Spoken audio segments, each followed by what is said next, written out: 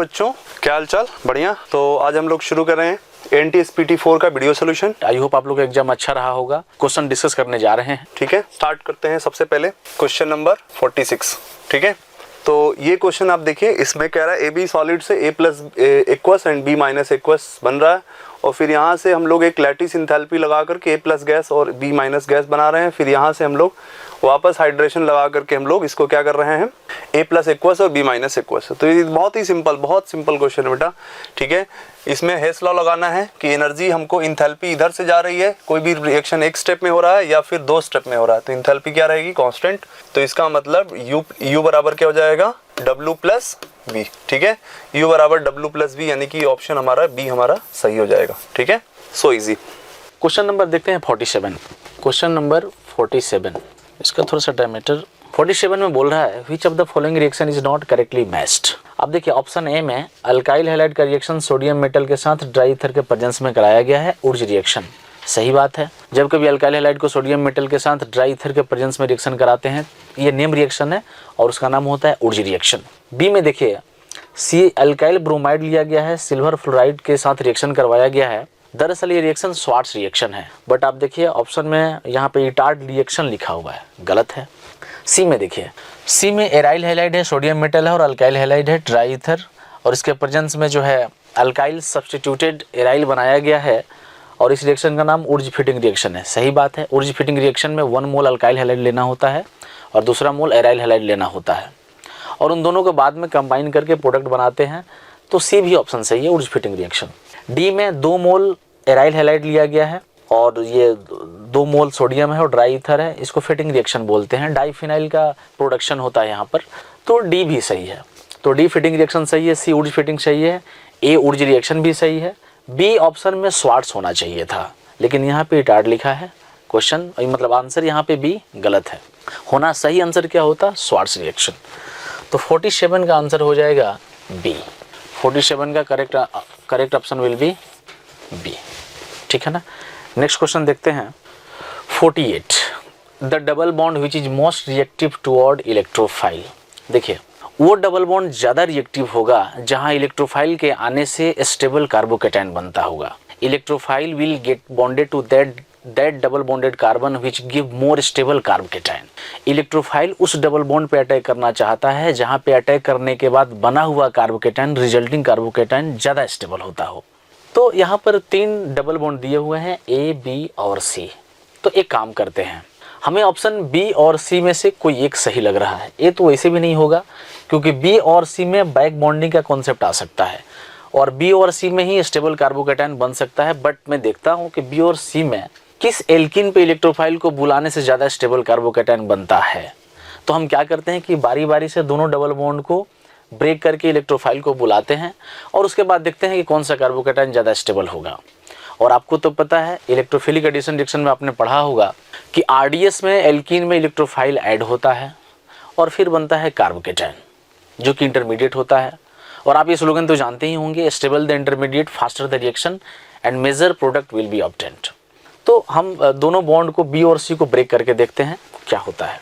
Question number 48, ये रहा आपका सी बॉन्ड, ये बी रहा और ये रहा आपका ए बी सी। अब इलेक्ट्रोफाइल के प्रेजेंस में the double bond which is most reactive toward electrophile. मान लीजिए सामने से इलेक्ट्रोफाइल आया, अगर ये इलेक्ट्रोफाइल आता है तो हम दोनों सिचुएशन देख लेते हैं। दोनों सिचुएशन में इलेक्ट्रोफाइल को हम दोनों डबल बॉन्ड पे बुला के देख लेते हैं। ठीक है ना। इलेक्ट्रोफाइल जिस डबल बॉन्ड पे आकर स्टेबल कार्बोकेटायन देगा वहीं डबल बॉन्ड ज़्यादा रिएक्टिव होगा। ठीक है ना, क्योंकि बना हुआ कार्बोकेटायन इंटरमीडिएट मोर स्टेबल होना चाहिए, more stable the intermediate faster the reaction. अगर ये बी इलेक्ट्रोफाइल को ट्रैप किया तो आप देखें यहाँ आ जाएगा इलेक्ट्रोफाइल और ये आ जाएगा यहाँ पे पॉजिटिव चार्ज। ये बॉन्ड ऐसे ही एज इट इज रहेगा ए। दूसरा पॉसिबिलिटी ये है कि मैं सी बॉन्ड को पोलराइज करूं और देखता हूं क्या कार्बोकेटायन बनता है। तो बी तो ऐसे ही एज इट इज रह जाएगा, ए और बी, यहाँ गया इलेक्ट्रोफाइल और यहाँ गया पॉजिटिव चार्ज। देखिए ये आपका बन गया इंटरमीडिएट कार्बोकेटायन। ठीक है, यहाँ भी इंटरमीडिएट आपका कार्बोकेटायन बना। ठीक है, अब ज़रा देखें इलेक्ट्रोफाइल को हमने बारी बारी से बी और सी पे बुलाया है और वो डबल बॉन्ड ज़्यादा रिएक्टिव होगा जहाँ पे डबल बॉन्ड आने से मोर स्टेबल कार्बोकेटाइन बनता हो। तो अब आप यहाँ पे देख लें, जरा इस कार्बोकेटाइन को देखें, इंटरमीडिएट यहाँ पे कार्बोकेटाइन बना, यहाँ भी इंटरमीडिएट कार्बोकेटाइन बना। और आपको तो पता है कि ये इलेक्ट्रोफिलिक एडिशन रिएक्शन है और rate of electrophilic addition reaction stability के कार्बोकेटाइन पे स्टेबिलिटी ऑफ कार्बोकेटाइन पे डिपेंड करता है या एल्कीन के न्यूक्लियोफिलिसिटी पे डिपेंड करता है। तो फिलहाल यहाँ पे इस रिएक्शन में कार्बोकेटाइन का जनरेशन हुआ है। अगर इंटरमीडिएट ज़्यादा स्टेबल होगा तो रेट ऑफ रिएक्शन क्या होगी? फास्ट। तो हम देखते हैं कौन सा कार्बोकेटाइन ज़्यादा स्टेबल है। जरा देखिए, ये वाला जो कार्बोकेटाइन है यहाँ पे एक्सटेंडेड कंजुगेशन है, ठीक है ना, extended conjugation, extended resonance plus इस ऑक्सीजन के लोन पेयर के थ्रू इसमें बैक बॉन्डिंग भी ऑब्जर्व हो रहा है। तीसरा फैक्टर क्या है कि ये जो रिजल्टिंग कार्बोकेटाइन बना ये 3 डिग्री भी है, ठीक है। दूसरी बात यहाँ पे देखिए, यहाँ जो कार्बोकेटाइन बना ये कार्बोकेटाइन 2 डिग्री है, 2 डिग्री कार्बोकेटाइन और प्लस इसे मिल रहा है बैक बॉन्डिंग, ठीक है। तो आप देखिए हमने दोनों कार्बोकेटाइन का फॉर्मेशन करवा दिए। अब आपको देखना है कौन सा कार्बोकेटाइन ज़्यादा स्टेबल है। तो ये वाला कार्बोकेटाइन में एक्सटेंडेड रेजोनेंस हो रहा है प्लस ऑक्सीजन का बैक बॉन्डिंग भी अप्लाई हो रहा है और जो कार्बोकेटाइन बना वो 3 डिग्री कार्बोकेटाइन भी है। तो यहाँ 3 फैक्टर्स कार्बोकेटाइन को स्टेबलाइज करने के लिए 3 सपोर्टिव फैक्टर काम कर रहे हैं, बट यहाँ पे 2 ही फैक्टर कार्बोकेटाइन को स्टेबलाइज कर रहे हैं। तो आप बताएं इन दोनों में ज़्यादा स्टेबल इंटरमीडिएट कौन होगा? ऊपर वाला। तो इलेक्ट्रोफाइल उस डबल बॉन्ड पे जाना ज़्यादा प्रीफर करेगा जहाँ पर रिजल्टिंग कार्बोकेटाइन ज़्यादा स्टेबल होगा। तो इस इंटरमीडिएट की स्टेबिलिटी ज़्यादा होगी। So electrophile will attack over B double bond, मतलब ये बी वाले डबल बॉन्ड पे वो ज़्यादा जाना प्रीफर करेगा। रीज़न ये है कि इस डबल बॉन्ड पे पोलराइज अगर वो होता है तो रिजल्टिंग कार्बोकेटाइन ज़्यादा स्टेबलाइज होता है। और आपको तो पता है stable the intermediate stable the carbocation faster the reaction. तो आप बताएं कौन सा इसमें ऑप्शन क्या आया? देखिए बी वाला बॉन्ड डबल बॉन्ड ज़्यादा रिएक्टिव है क्योंकि यहाँ पे इलेक्ट्रोफाइल के आने से स्टेबल कार्बोकेटाइन बनता है। तो 48 का ऑप्शन क्या हो जाएगा? बी। तो 48 का option B option will be correct. बात समझ में आ रही है ना? तो इलेक्ट्रोफाइल का आना इस बात पे डिपेंड करता है कि कितना स्टेबल कार्बोकेटाइन बन रहा है। Electrophile will get bonded to that double bonded carbon which gives more stable carbocation. Because of stable the carbocation faster the reaction and major product will be obtain. Electrophile उस double bond पे आना पसंद करेगा जहाँ carbocation stable बनता हो। तो हमने देखा कि इलेक्ट्रोफाइल सी पे भी बुला कर देखा तो यहाँ पर देखा कि इलेक्ट्रोफाइल जैसे ही इलेक्ट्रोफाइल सी पे अटैक किया, अटैच हुआ, तो रिजल्टिंग कार्बोकेटाइन लेस स्टेबल हो रहा है और जब वो बी पे अटैच हो रहा है तो रिजल्टिंग कार्बोकेटाइन ज़्यादा स्टेबलाइज हो रहा है and stable the carbocation faster the reaction, ठीक है। इस तरह से आपका 48 का ऑप्शन हो जाएगा बी। चलिए स्टार्ट करते हैं क्वेश्चन नंबर 49। क्वेश्चन नंबर 49 में क्या कर रहा है? विच of the following is a state function, है ना। एकदम सिंपल है बेटा, सिंपल ट्रिक। मैंने आप लोगों को क्या बताया था? ट्रिक बताया था कि जो स्मॉल लेटर में लिखे जाते हैं वो पाथ फंक्शन होते हैं, जो कैपिटल लेटर में लिखे जाते हैं वो स्टेट फंक्शन होते हैं। लेकिन पहला बोला है ए, ठीक है, ए बोला है क्यू, तो ये तो नहीं होगा, ये पाथ फंक्शन है। बी बोला गया है क्यू प्लस डब्ल्यू, लेकिन क्यू प्लस डब्ल्यू मिला करके फर्स्ट लॉ ऑफ थर्मोडायनेमिक्स में, है ना, मैथमेटिकल फॉर्म जो होता है वो डेल्टा यू होता है, तो डेल्टा यू तो स्टेट फंक्शन है, ठीक है। सी में क्या है? H माइनस टी एस, तो H माइनस टी एस बराबर जी होता है, गिव्स एनर्जी, ठीक है। तो ये भी हो जाएगा क्योंकि कैपिटल लेटर से लिखा जा रहा है, ठीक है। और डी जो होगा वो हमारा स्मॉल डब्ल्यू है, पाथ फंक्शन है, नहीं होगा, इसको हम लोग सिंपल, तो बी एंड सी हो जाएगा हमारा, ठीक है। तो ऑप्शन हमारा बी हमारा सही हो जाएगा, ओनली बी एंड सी, ठीक है। 50 Which of the following will not give SN1 reaction with aqueous AgNO3? आप लोगों ने एल्काइल हैलाइड चैप्टर में पढ़ा होगा। Question number 50, Which of the alkyl halide दिया है और aqueous AgNO3 दिया हुआ है, तो ये रिएक्शन SN1 को फेवर करता है, ठीक है। This reaction is proceed bye SN1 mechanism. और आपको पता है रेट रिएक्शन का ना होना या रिएक्शन का स्लो हो जाना इस बात पर डिपेंड करता है कि कौन सा कार्बोकेटाइन ज्यादा स्टेबल है और कौन सा कार्बोकेटाइन कम स्टेबल है। और आपने पढ़ा भी होगा कि SN1 मैकेनिज्म में leaving group leaves first and formed carbocation and next step in first step nucleophile will attack on stable carbocation. तो आप क्या करें इस क्वेश्चन में, सबसे पहले जो लिविंग ग्रुप है हैलाइड उसको लीव करवा दीजिए, कार्बोकेटाइन बना दीजिए। जो कार्बोकेटाइन ज़्यादा स्टेबल होगा वहाँ पे SN1 मैकेनिज्म फास्ट होगा या वहाँ पे SN1 रिएक्शन प्रोसीड होगा। लेकिन जिस किसी कंपाउंड में लिविंग ग्रुप को हटाने के बाद रिजल्टिंग कार्बोकेटाइन अनस्टेबल हो जाता हो या लिविंग ग्रुप निकलने से मना कर रहा हो, लिविंग ग्रुप लीव करने से डिनाई कर रहा हो, वहाँ पे SN1 मैकेनिज्म स्लो हो जाता है या SN1 मैकेनिज्म नहीं होता है। तो आप ऑप्शन ए में देखिए, ऑप्शन ए में क्वेश्चन नंबर 50 में, चलिए मैं लिख रहा हूँ, rate of SN1, rate of SN1 directly proportional to stability of carbocation, and you know stability of carbocation directly proportional to aromatic carbocation, inversely proportional to anti-aromatic carbocation, या directly proportional to strength of ERG या inversely proportional to strength of EWG। अब चलिए ए में देखते हैं, ये यहाँ पर SN1 मैकेनिज्म में कार्बोकेटाइन एज इंटरमीडिएट फॉर्म होता है और आप तो ये जानते हैं कि ये इंटरमीडिएट ये कार्बोकेटाइन जितना ही ज़्यादा स्टेबल होगा इसका रेट ऑफ रिएक्शन उतनी ही क्या होगी, फास्ट होगी, क्योंकि SN1 मैकेनिज्म में लिविंग ग्रुप का लीव करना फर्स्ट स्टेप होता है और स्लो स्टेप होता है। ठीक है, और आपको ये भी पता है कि सिल्वर AgNO3 में silver is the very fond of halide ion, वो हमेशा चाहता है कि हैलाइड आयन मेरे साथ रहे क्योंकि वो सिल्वर हैलाइड के साथ प्रिसिपिटेट का फॉर्मेशन करता है। तो आइए हम देख लेते हैं फर्स्ट ए में। ऑप्शन ए में देखिए, यहाँ से अगर मैं Br को लीव करवाऊँ तो यहाँ बन जाएगा बेंजाइल कार्बोकेटाइन, ये रेजोनेंस स्टेबलाइज्ड है, यहाँ पे SN1 मैकेनिज्म होगा। क्वेश्चन कह रहा है कि कहाँ पर नहीं होगा। बी में देखिए, अगर मैं इस बी लिविंग ग्रुप को बाहर करवा दूँ तो इस कार्बन पे आएगा पॉजिटिव चार्ज और ये बन जाएगा एरोमेटिक केटाइन जो कि स्टेबल कार्बोकेटाइन है, स्टेबल इंटरमीडिएट है, SN1 होगा। सी में देखिए, अगर हम दोनों Br को यहाँ से लीव करवा दें तो इस कार्बन पे पॉजिटिव चार्ज आएगा, इस कार्बन पे भी पॉजिटिव चार्ज आएगा और ये रिंग ओवरऑल एरोमेटिक बन जाएगा। ठीक है ना, तो ये कार्बोकेटाइन एरोमेटिसिटी को अचीव कर लिया, हाईली स्टेबल कार्बोकेटाइन बन गया और stable the carbocation faster the reaction, तो यहाँ पे रिएक्शन हो जाएगी। ज़रा डी में देखिए, डी में जैसे मैं लिविंग ग्रुप को लीव करवाया तो इस कार्बन पे आ जाएगा पॉजिटिव चार्ज और इस कार्बन के पॉजिटिव चार्ज आते ही ये ओवरऑल सिस्टम एंटी एरोमेटिक बन जाएगा। ज़रा सोचिए, रूम टेम्परेचर पे एंटी एरोमेटिक हाईली अनस्टेबल होता है। Aromatic, anti aromatic, non aromatic में अगर मैं स्टेबिलिटी की बात करूं तो एरोमेटिक कंपाउंड सबसे ज़्यादा स्टेबल होता है, सेकंड स्टेबल होता है नॉन एरोमेटिक और सबसे लास्ट में चला जाता है एंटी एरोमेटिक। इसलिए कहा जाता है एंटी एरोमेटिक जो highly unstable at room temperature. ठीक है, ये आपने पढ़ा भी होगा जीओसी में।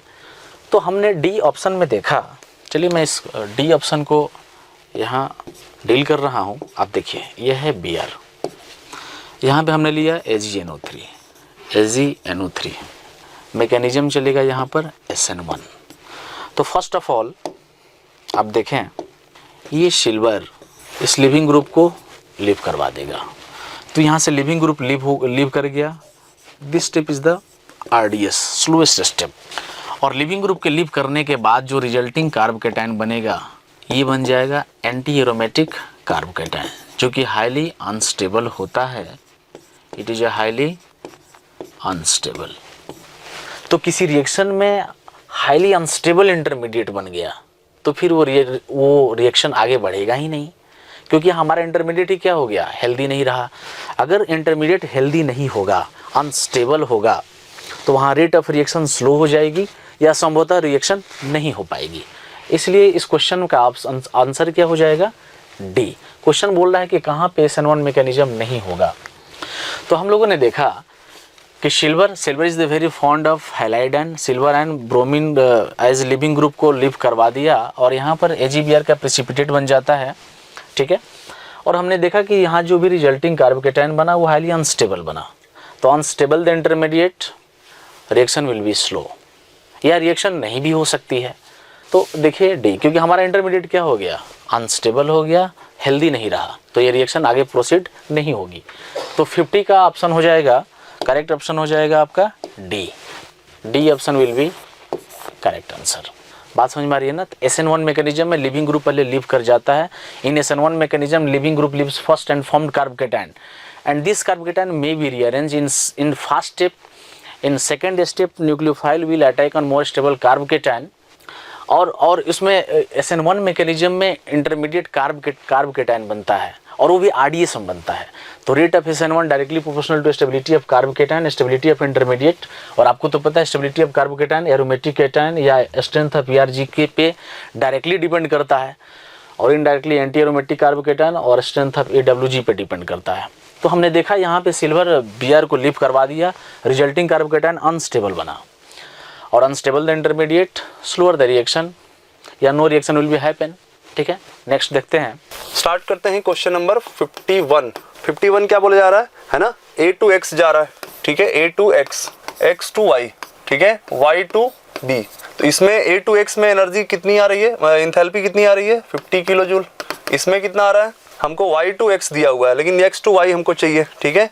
अब A से B जाने के लिए बेटा आपको ये चाहिए, मतलब डेल्टा H, ठीक है, ये चाहिए। तो ये energy A to X, X to Y, Y to B में सबको जोड़ देंगे तो डेल्टा H बराबर कितना हो जाएगा, यहाँ पे 50 किलो जूल। इसमें कितना है, Y to X दिया है तो X to Y कितना हो जाएगा, -20 हो जाएगा, ठीक है। और Y to B कितना है, हमको B to Y दिया है तो ये हो जाएगा -30 किलो जूल। तो ये हो जाएगा 50 kilo joule -20 kilo joule -30 kilo joule, तो ये हो जाएगा हमारा 0, ठीक है। यानी ऑप्शन सी हमारा करेक्ट हो जाएगा, ठीक है। So easy. 52 predict the major product of the following reaction sequence. आप देखें एक मिथाइल साइक्लोहेक्सेन कंपाउंड लिया गया है जिसमें पहला ब्रोमिनेशन कराया गया है, आपने पढ़ा होगा फोटो हेलोजिनेशन। फिर दूसरे स्टेप में अल्कोहलिक KOH लिया गया है जो कि E2 मैकेनिज्म को प्रोसीड करवाएगा, E2 मैकेनिज्म को फॉलो करेगा। और थर्ड में है HBr in presence of peroxide, आपने पढ़ा होगा एंटी मार्कोनी कॉप्स रूल। तो हम देखते हैं रिएक्शन का सीक्वेंस क्या है और आंसर क्या आएगा। पहले हम ये ऐसा लिख लेते हैं CH3 मिथाइल साइक्लोहेक्सेन और यहाँ पे हाइड्रोजन है, ये carbon, this carbon is 3 degree carbon, ठीक है ना।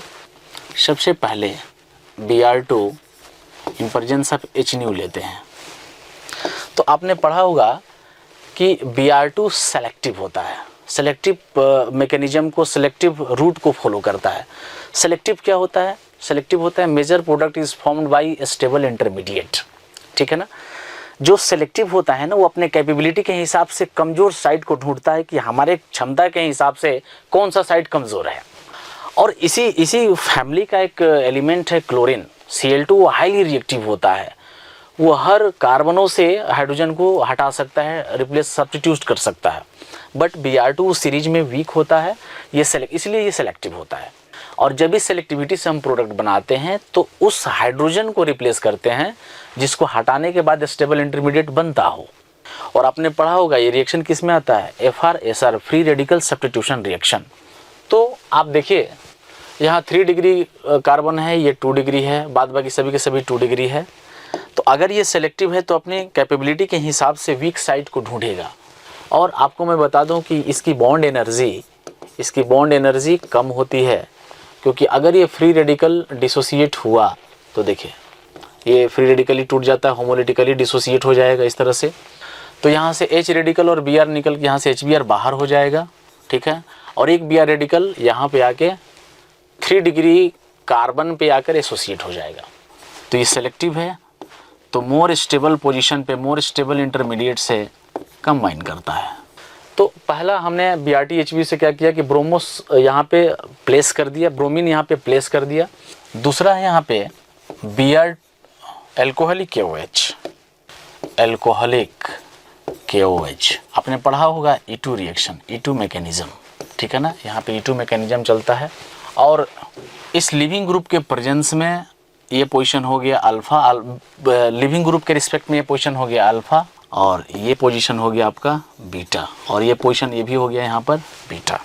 बट आप देखें यहाँ से OH माइनस क्या करेगा, ये स्ट्रॉन्ग बेस है, ठीक है ना, ये इस बॉन्ड को शिफ्ट करवाएगा और लिविंग ग्रुप यहाँ से बाहर हो जाएगा, ये यहाँ से H+ को ट्रैप कर लेता है, ठीक है ना। और आप यहाँ देखिए यहाँ बन जाता है कुछ इंडोसाइक्लिक टाइप का एल्किन, ये हो गया डबल बॉन्ड, ठीक है ना। अब नेक्स्ट है ये यहाँ पे बन गया आपका एल्किन। तो यहाँ पे E2 मैकेनिज्म आप देख रहे हैं ना, इस बीटा H+ का निकलना और लिविंग ग्रुप का निकलना एक साथ चल रहा है, ठीक है ना। E2 मैकेनिज्म में क्या होता है, बीटा H+ और लिविंग ग्रुप साइमल्टेनियसली एक साथ निकल जाते हैं, इसको बोलते हैं डिहाइड्रोहेलोजिनेशन रिएक्शन। अब नेक्स्ट स्टेप में आप देखिए यहाँ पर लिया गया है HBr in presence of peroxide. आपने पढ़ा होगा एक reaction anti Markovnikov's rule, M rule, ठीक है। तो एम रूल के मुताबिक यहाँ बन जाएगा आपका H radical, B R radical, ठीक है। B R radical less crowded position पे एसोसिएट होता है और ये बॉन्ड यहाँ से टूट जाता है। अगर मार्कोनी-कॉप्स रूल होता तो ये बी आर नेगेटिव, ये बी आर फिर नेगेटिव हो जाता, ठीक है ना। वो इलेक्ट्रोफिलिक एडिशन में आता है Markovnikov, but anti M rule आता है, फ्री रेडिकल एडिशन रिएक्शन के तहत ये एम रूल प्रोसीड होता है, तो ये बी आर रेडिकल यहाँ पे एसोसिएट हो जाएगा। तो ये आपका रहा कंपाउंड 1 ब्रोमो 2 मिथाइल साइक्लोहेक्सेन। तो देखिए ऑप्शन बी, तो B option will be correct answer. 52 का बी ऑप्शन आपका करेक्ट आंसर होगा, ठीक है ना। तो पहले रिएक्शन में पहले स्टेप में हमने क्या कराया, फोटो हेलोजिनेशन। और जैसे Br2 होता है ना, Br2 एक ऐसा रिएजेंट है जो सेलेक्टिव होता है, ये अपने कैपेबिलिटी के हिसाब से वीक साइड को ढूंढता है या उस हाइड्रोजन को रिप्लेस करना चाहता है जिसकी bond energy CH bond energy कम होती है। और बॉन्ड एनर्जी किसकी कम होती है, जिसके टूट जाने के बाद स्टेबल इंटरमीडिएट बनता हो। अच्छा, ये तो बॉन्ड टूटना ही चाहेगा ना, क्योंकि इसके टूटने के बाद जो इंटरमीडिएट बन रहा है वो स्टेबल बन रहा है, तो ये प्रोसेस फास्ट होगा, इस बॉन्ड को तोड़ देगा, ठीक है ना। नेक्स्ट क्वेश्चन देखते हैं 53, क्वेश्चन नंबर 53 में देखिए, the major product of the following reaction is, substrate दिया हुआ है और KOH in presence of ethyl alcohol excess. Reaction को देख के लग रहा है कि यहाँ पे E2 मैकेनिज्म ही प्रोसीड होगा। और आपको पता है E2 रिएक्शन एक डिहाइड्रोहेलोजिनेशन का केस है जिसमें बीटा H+ और लिविंग ग्रुप एक साथ एलिमिनेट हो जाते हैं, ठीक है ना। वहाँ पे रिएजेंट स्ट्रॉन्ग बेस लिया जाता है इन presence of their corresponding alcohol, ठीक है। और इस रेट यहाँ पे जो एलिमिनेशन बाईमोलिकुलर एलिमिनेशन रिएक्शन का रेट ट्रांजिशन स्टेट पे डिपेंड करता है। देखिए, जिस मैकेनिज्म में लिविंग ग्रुप का निकलना या न्यूक्लियोफाइल का आना दोनों एक साथ हो, या लिविंग ग्रुप का निकलना और बीटा H+ का निकलना दोनों एक साथ हो, तो वो 100% ट्रांजिशन स्टेट से ट्रेवल करता है वो रिएक्शन। तो इसमें भी वही रिएक्शन चलेगा, यहाँ से बीटा H+ और लिविंग ग्रुप एक साथ बाहर हो जाएंगे और ये रिएक्शन ट्रांजिशन स्टेट से गुजरता है, यहाँ पे कोई इंटरमीडिएट नहीं बनता। देखते हैं 53, ये रहा आपका सबस्ट्रेट और यहाँ हमने ले लिया KOH इथाइल अल्कोहल एक्सेस, ठीक है। तो आप देखिए 100% ये E2 मैकेनिज्म को फॉलो करेगा। तो ये रहा लिविंग ग्रुप। देखिए, लिविंग ग्रुप के रिस्पेक्ट में ये पोजीशन हो गया अल्फा, ये पोजीशन हो गया बीटा, फिर ये हो गया अल्फा, इस लिविंग ग्रुप के रिस्पेक्ट में ये हो गया अल्फा और ये पोजीशन हो गया आपका बीटा, ठीक है। तो एक्सेस में लिया गया है तो सारे लिविंग ग्रुप लिव कर जाएंगे। और आप देखिए, ये बॉन्ड यहाँ शिफ्ट होगा, लिविंग ग्रुप यहाँ से बाहर हो जाएगा। फिर ये देखिए, ये बॉन्ड यहाँ शिफ्ट होगा और लिविंग ग्रुप यहाँ से बाहर हो जाएगा। तो यहाँ पे ट्रांजिशन स्टेट का फॉर्मेशन होगा। क्या बनेगा ट्रांजिशन स्टेट, ज़रा देखिए, यहाँ पे पाई बॉन्ड का कैरेक्टर आ रहा होगा, फिर यहाँ पे पाई बॉन्ड का कैरेक्टर आ रहा होगा। ये रहा आपका, इसी को बोलते हैं ट्रांजिशन स्टेट, TS, ठीक है ना। और ये ट्रांजिशन स्टेट को हम बोलते हैं इंसिपिएंट एल्कीन या अंडर डेवलप्ड एल्कीन, इंसिपिएंट एल्कीन। और आप देखिए, इस ट्रांजिशन स्टेट में ये रेजोनेंस स्टेबलाइज्ड एल्कीन बन रहा है। इस दोनों एल्कीन को फिनाइल का डबल बॉन्ड भी रेजोनेंस के थ्रू स्टेबलाइज करेगा, या रेजो स्टेबल डबल बॉन्ड आ रहा है, एल्कीन बन रहा है। तो इससे बेहतर ट्रांजिशन स्टेट नहीं बन सकता। अब आप क्या कीजिए कि कुछ समय के बाद ये कंप्लीट बॉन्ड बन जाएगा, एल्कीन बन जाएगा। तो इस तरह से हम बना देते हैं इसे, ये आपका बन गया एल्कीन, इस तरह से। अब पूछा है नोमेनक्लेचर के टर्म में इसका जवाब देना है, क्या आंसर आएगा मेजर प्रोडक्ट। ये आपका रहा मेजर प्रोडक्ट। तो आप यहाँ नंबरिंग कर लीजिए। देखिए, नंबरिंग यहाँ से होगा 1 2 3 4 5 6 7। तो सेकंड पोजीशन पे क्या आ गया, फिनाइल। तो इसका नाम क्या हो जाएगा, 2 फिनाइल हेप्टा। 2,4 डाइन। देखिए 2 फिनाइल हेप्टा 2,4 डाइन सी। तो 53 का आंसर हो जाएगा यहाँ पे C option will be correct. तो यहाँ पे एल्कोहलिक केओएच एक्सेस के प्रेजेंस में हमने क्या किया कि एलिमिनेशन करवा दिया। ट्रांजिशन स्टेट ये रहा, इससे बेहतर ट्रांजिशन स्टेट नहीं बन सकता है। बच्चा यहाँ में गलती करेगा क्योंकि ये जो ट्रांजिशन स्टेट बना ये रेजोनेंस स्टेबलाइज्ड है और लास्ट में ये आपका बन जाता है मेजर प्रोडक्ट। और इसका हमने आईपीएससी नाम लिख दिया क्योंकि यहाँ पे ऑप्शन भी आपके आईपीएससी के टर्म में ही है, ठीक है ना। नेक्स्ट क्वेश्चन देखते हैं, question number 55। When the concentration of alkyl halide is tripled and the concentration of OH minus जो कि न्यूक्लियोफाइल है is reduced to half, the rate of SN2 reaction increased by। देखिए SN2 मैकेनिज्म क्या होता है, यहाँ पे होता है अल्काइल हैलाइड X यहाँ पे लिविंग ग्रुप है और RDS में न्यूक्लियोफाइल का नेचर और कंसंट्रेशन भी मतलब मैटर कर जाता है यहाँ पे, क्योंकि न्यूक्लियोफाइल का बैक साइड से अटैक करना और लिविंग ग्रुप का निकलना ये दोनों एक साथ चलता है। इस रिएक्शन को हम बोलते हैं SN2 और first step is the RDS, ठीक है ना। Attacking of nucleophile from back side and leaving group from front side both occur simultaneously. Nucleophile का बैक साइड से अटैक करना और लिविंग ग्रुप का निकलना एक साथ जारी रहता है और लास्ट में बन जाता है आपका इन्वर्जन प्रोडक्ट। ये रहा आपका इन्वर्जन प्रोडक्ट। तो आप देखिए RDS में अगर हम इसका काइनेटिक्स लिखें तो क्या लिखेंगे, rate of reaction directly proportional to concentration of alkyl halide and concentration of nucleophile, ठीक है। तो यहाँ पे रेट ऑफ रिएक्शन न्यूक्लियोफाइल के नेचर और कंसंट्रेशन पे भी डिपेंड करता है और अल्काइल हैलाइड के कंसंट्रेशन पे भी डिपेंड करेगा, क्योंकि RDS में दोनों का इन्वॉल्वमेंट है, न्यूक्लियोफाइल का भी और अल्काइल हैलाइड का भी। तो यहाँ पे rate of reaction directly proportional to concentration of alkyl halide and concentration of nucleophile. तो अगर इस रिएक्शन में न्यूक्लियोफाइल और अल्काइल हैलाइड का कंसंट्रेशन अफेक्टेड होता है या चेंजेज होते हैं तो वो रेट को अफेक्टेड कर देगा। बात समझ में आ रही है ना। तो any phenomenon which occurs in RDS step which occurs in slowest step they affect the rate of reaction. कोई भी फेनोमेनन अगर स्लोएस्ट स्टेप में होता है, RDS स्टेप में होता है, तो वो रेट ऑफ रिएक्शन को अफेक्ट करेगा ही करेगा, ठीक है ना। तो क्वेश्चन के हिसाब से हम देख लेते हैं। हम एक काम करते हैं, एक टेबल बनाते हैं। यहाँ हो गया अल्काइल हैलाइड और ये हो गया आपका न्यूक्लियोफाइल का कॉन्सेंट्रेशन और हम इधर लिख देते हैं रेट R। जैसे देखिए अगर इसका कॉन्सेंट्रेशन 1 है तो हम रेट को R कंसीडर कर लेते हैं से। अब अकॉर्डिंग टू क्वेश्चन देखते हैं। क्वेश्चन कह रहा है when the concentration of alkyl halide is tripled. अच्छा, अल्काइल हैलाइड का कॉन्सेंट्रेशन कह रहा है ट्रिपल करने के लिए। दूसरी बात, concentration of OH minus is reduce to half और ये हो जा रहा है आपका हाफ। तो दोनों को मल्टीप्लाई कर दीजिए तो यहाँ क्या हो जाएगा 3R/2। तो अगर हम यहाँ पे देखें तो क्या हो जाएगा 1.5R। तो कितना से रेट ऑफ रिएक्शन इंक्रीज कर जा रहा है 1.5 टाइम से। तो 55 का करेक्ट ऑप्शन क्या हो जाएगा आपका C option will be correct answer. मैंने क्या बोला है मैं फिर से बोल देता हूँ। SN2 मैकेनिज्म में अल्काइल हैलाइड होता है और स्ट्रॉन्ग न्यूक्लियोफाइल होता है।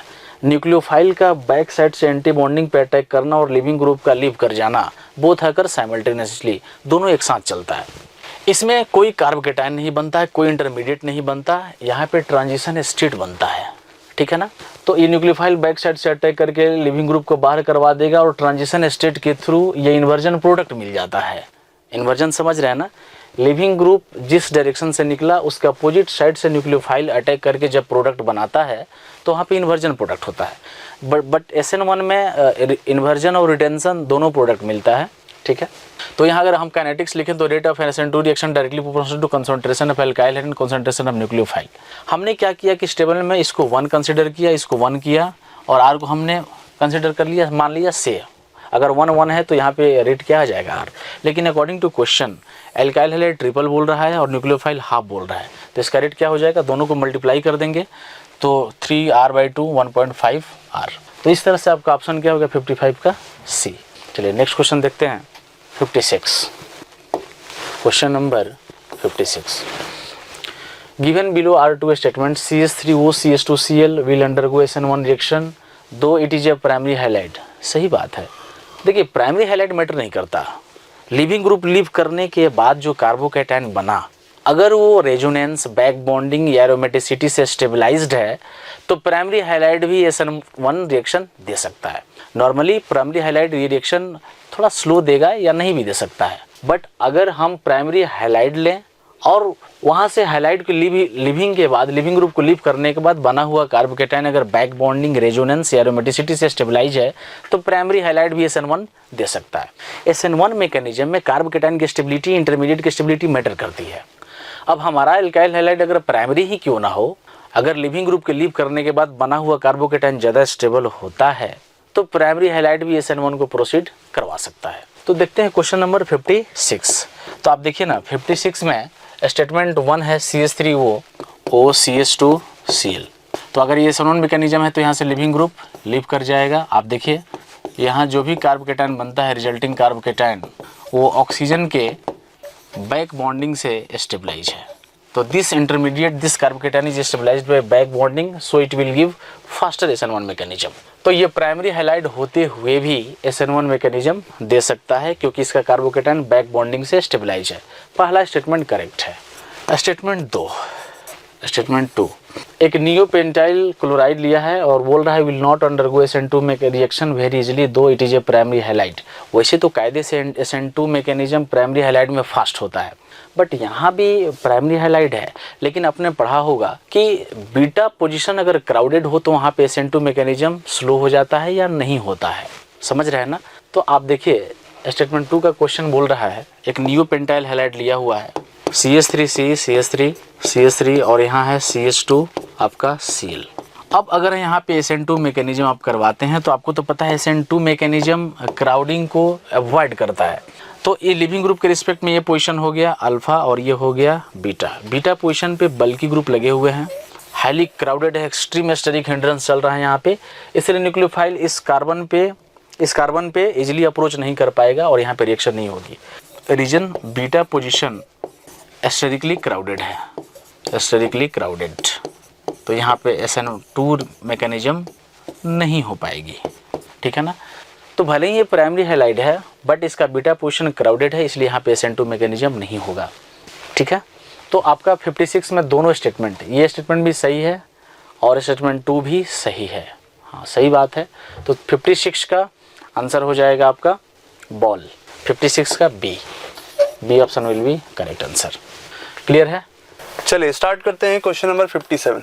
ठीक है, इसमें क्या बोला जा रहा है बेटा, 2 moles of an ideal gas undergoes the process, following process. A से हम लोग सी जा रहे हैं, सी से बी जा रहे हैं, बी से वापस ए जा रहे हैं। ठीक है बेटा, तो पहली बात ये साइक्लिक प्रोसेस हो गया, एकदम सिंपल। साइक्लिक प्रोसेस के लिए यहाँ पर प्रेशर घट रहा है, ठीक है, यहाँ से यहाँ तक खाली घट रहा है, फिर यहाँ से यहाँ आपका प्रेशर फिर से बढ़ जा रहा है, फिर यहाँ से प्रेशर बढ़ने के बाद वॉल्यूम फिर से घट गया। ठीक है, तो ये हमारा एक साइक्लिक प्रोसेस हो गया जिसमें टेम्परेचर कांस्टेंट है। ठीक है, तो साइक्लिक प्रोसेस में है ना, साइक्लिक प्रोसेस का मतलब जहां से चला वहीं वापस आ गया, ए से चला ए पर वापस आ गया, तो साइक्लिक प्रोसेस हो गया। तो चेंज इन स्टेट फंक्शन क्या हो जाएगा, 0। ठीक है, चेंज इन स्टेट फंक्शन क्या होता है, डेल्टा यू है ना, डेल्टा एस 0 हो जाएगा, डेल्टा जी 0 हो जाएगा, डेल्टा एच 0 हो जाएगा, सब 0 हो जाएगा। लेकिन हमको ऑप्शन में दिया हुआ है ए, तो डेल्टा यू 0 होगा और डेल्टा एस दोनों बराबर हो गए और 0 हो जाएंगे। ठीक है, और डब्ल्यू बी सी जो होगा वो ग्रेटर देन 0, इसमें बोल रहा है कि बी सी प्रोसेस यानी कि बी से सी प्रोसेस या सी टू बी प्रोसेस जो होगा उसमें कह रहा है ग्रेटर देन 0 होगा। ठीक है, तो बेटा बी ऑप्शन मतलब ए ऑप्शन हमारा करेक्ट है। ठीक है, बी ऑप्शन में कह रहे हैं कि डब्ल्यू बी सी में वॉल्यूम कांस्टेंट है तो वॉल्यूम कांस्टेंट होगा तो 0 हो जाएगा, वर्क डन। तो सेकंड ऑप्शन गलत हो गया। ठीक है, थर्ड ऑप्शन में कह रहे डब्ल्यू साइकिल जो होगा वो 0 होगा, ये भी गलत हो गया। साइक्लिक प्रोसेस में वर्क डन कुछ ना कुछ आता है तो ये गलत हो गया, डी होगा नहीं, तो ऑप्शन हमारा ए हो जाएगा सही। क्वेश्चन नंबर 58 आप देखें, दो लिस्ट 1 दिया, लिस्ट 2 दिया हुआ है। रिएजेंट का लिस्ट 2 रिएजेंट की सीरीज को दिया हुआ है लिस्ट 2 में, और लिस्ट 1 में दिया हुआ है रिएक्शन।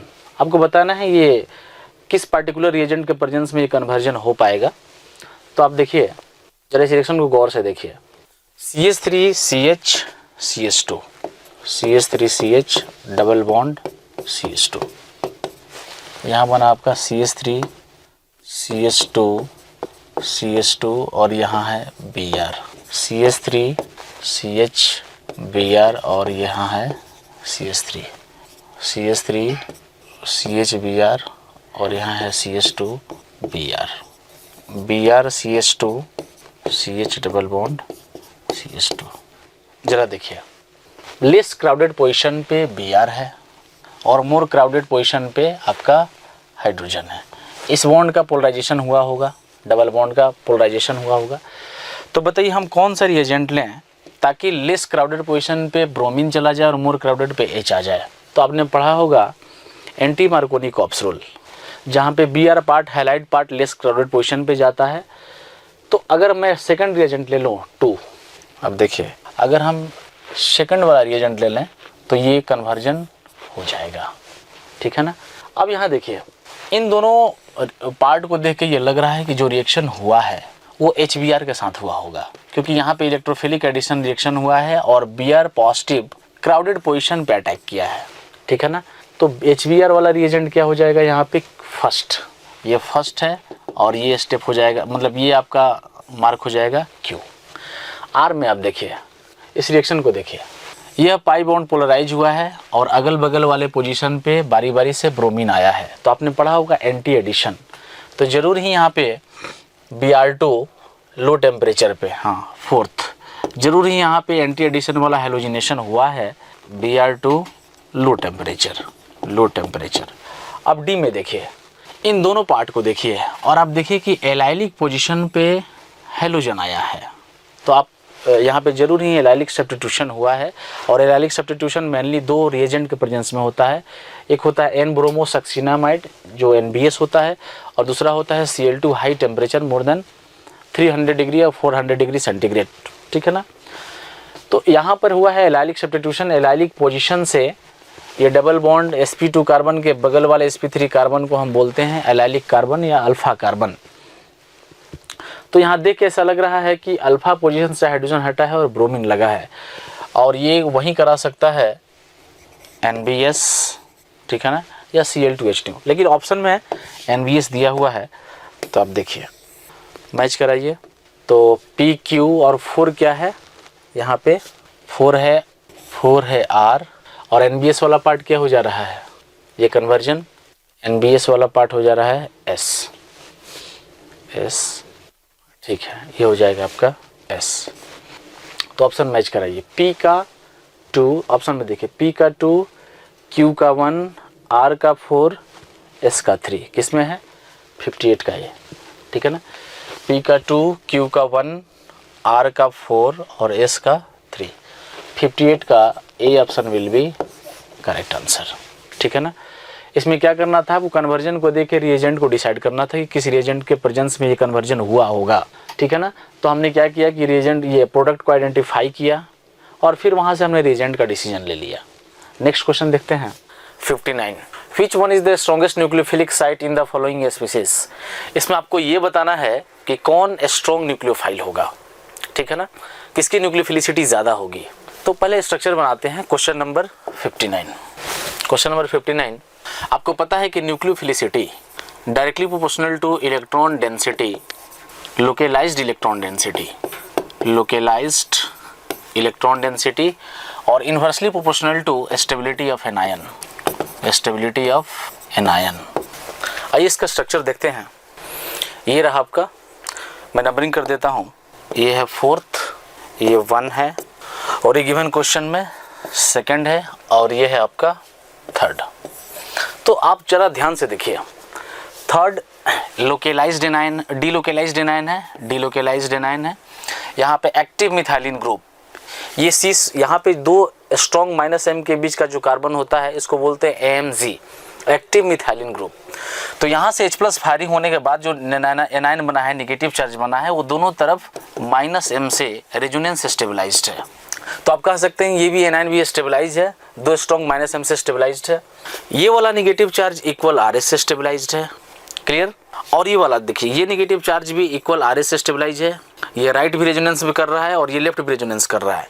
तो आप जरा गौर से देखें, 1, 2 और 3 इन तीनों की स्टेबिलिटी क्या है, ज़्यादा है। 1, 2 और 3 इन तीनों एनायन की स्टेबिलिटी ज़्यादा है, इनकी डोनेशन टेंडेंसी क्या होगी, कम होगी, इनकी न्यूक्लियोफिलिसिटी कम होगी। जरा इस कार्बन पे नेगेटिव चार्ज को देखिए, ये नेगेटिव चार्ज आपका लोकेलाइज्ड है, ठीक है, और एनायन नेगेटिव चार्ज जितना ही ज़्यादा लोकेलाइज्ड होगा, स्टैटिक होगा, उसका डोनेशन टेंडेंसी उतनी ही क्या होगी, अच्छी होगी, ज़्यादा होगी। तो इस localised anion have better electron donating tendency. तो ये वाला निगेटिव चार्ज लोकेलाइज्ड है, इनकी डोनेशन टेंडेंसी अच्छी होगी, इसका न्यूक्लियोफिलिसिटी अच्छा होगा। इस साइड से न्यूक्लियोफाइल अगर अटैक करता है तो इसकी न्यूक्लियोफिलिसिटी अच्छी मानी जाएगी। बट ये निगेटिव चार्ज डीलोकेलाइज्ड है, स्टेबलाइज्ड है, ये भी रेजोनेंस में स्टेबलाइज्ड है, ये भी स्टेबलाइज्ड है, ये भी स्टेबलाइज्ड है। तो ये हाईली स्टेबल एनायन होने के कारण इनका इलेक्ट्रॉन डोनेशन टेंडेंसी कम हो जाएगा। और ये है लोकेलाइज्ड, जो कि रेजोनेंस में इन्वॉल्व नहीं है, लोकेलाइज्ड है, इनकी डोनेशन टेंडेंसी अच्छी होगी। तो देखिए फोर्थ वाला लोकेलाइज्ड है, इनकी न्यूक्लियोफिलिसिटी ज़्यादा होगी, तो इसमें ऑप्शन हो जाएगा आपका डी।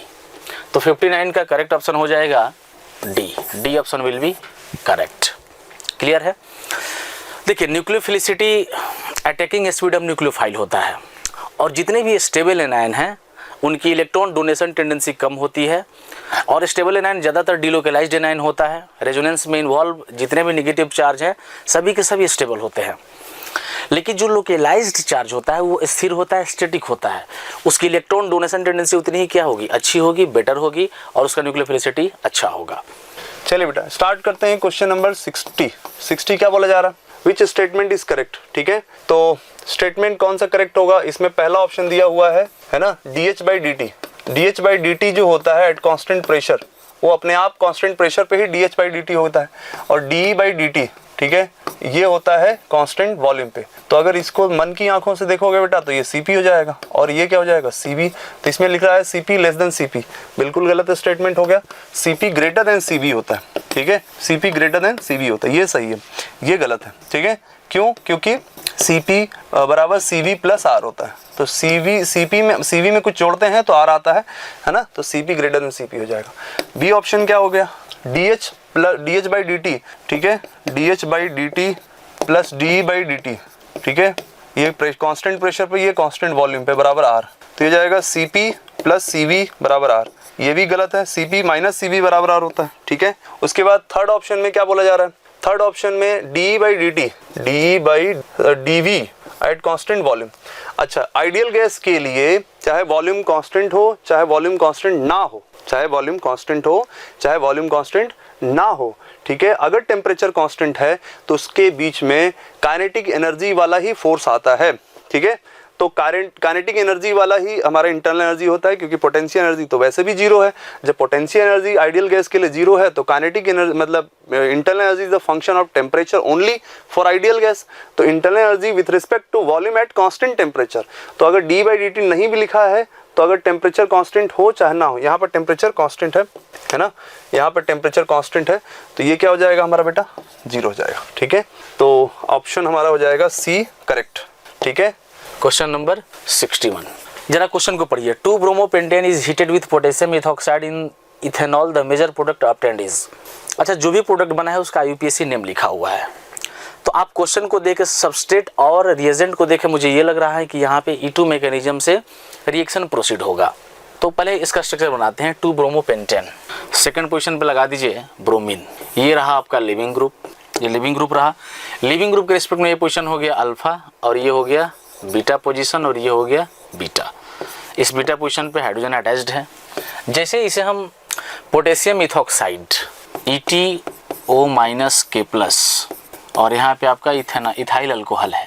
ठीक है ना, तो देखिए होता क्या है, इस रिएजेंट को देखिए ये लग रहा है कि ये है आपका स्ट्रॉन्ग बेस, ये रहा आपका स्ट्रॉन्ग बेस, और स्ट्रॉन्ग बेस के प्रेजेंस में जब भी अल्काइल हैलाइड होगा तो वहाँ पे E2 मैकेनिज्म से हम प्रोडक्ट बनाएंगे। तो देखिए ये बेस आएगा और यहाँ से बीटा पोजीशन से H+ को अब्स्ट्रैक्ट करेगा, ये बॉन्ड यहाँ शिफ्ट होगा और लिविंग ग्रुप यहाँ से बाहर हो जाएगा। E2 मैकेनिज्म के थ्रू ये प्रोडक्ट बना, और आपको पता है कि E2 मैकेनिज्म में बीटा H+ का निकलना और लिविंग ग्रुप, बीटा H+ और लिविंग ग्रुप दोनों एक साथ निकल जाता है, बीच में ट्रांजिशन स्टेट बनता है और अंततः मेजर प्रोडक्ट बन जाएगा। तो यहाँ प्रोडक्ट बना आपका ये वाला एल्किन। अब जरा आइडेंटिफाई कीजिए, देखिए एल्किन बना और ये एल्किन ज्योमेट्रिकल आइसोमेरिज्म भी शो कर रहा है। ठीक है ना, आप देखिए ज्योमेट्रिकल आइसोमेरिज्म होने के लिए क्या कंडीशन है, कंपाउंड के पास रेस्ट्रिक्टेड रोटेशन सिस्टम होना चाहिए, और दोनों टर्मिनल एटम पे, ये टर्मिनल पोजीशन हो गया, ये भी टर्मिनल पोजीशन हो गया, दोनों टर्मिनल एटम पे डिफरेंट ग्रुप होना चाहिए। तो आप देखिए इस टर्मिनल पोजीशन पे डिफरेंट ग्रुप है, इस टर्मिनल पोजीशन पे भी डिफरेंट ग्रुप है, तो ये कंपाउंड GI शो करेगा। तो कंपाउंड के पास RRS होना चाहिए और दूसरा इस terminal atom must have 2 different group individually. Clear? तो जरा देखिए ये कौन सा फॉर्म है, सिस है या ट्रांस? तो ये फॉर्म आके आपका हो गया ट्रांस। और आपको पता है इसका सिस भी बन सकता है, बट ट्रांस फॉर्म की स्टेबिलिटी ज़्यादा होगी और जिसकी स्टेबिलिटी ज़्यादा होगी वहीं आपका मेजर प्रोडक्ट बनता है। ये रहा आपका मेजर प्रोडक्ट, ठीक है ना। सिस फॉर्म भी बनेगा बट वो माइनर होगा। अब जरा इनका IUPAC नेम लिखते हैं, तो नंबरिंग कीजिए।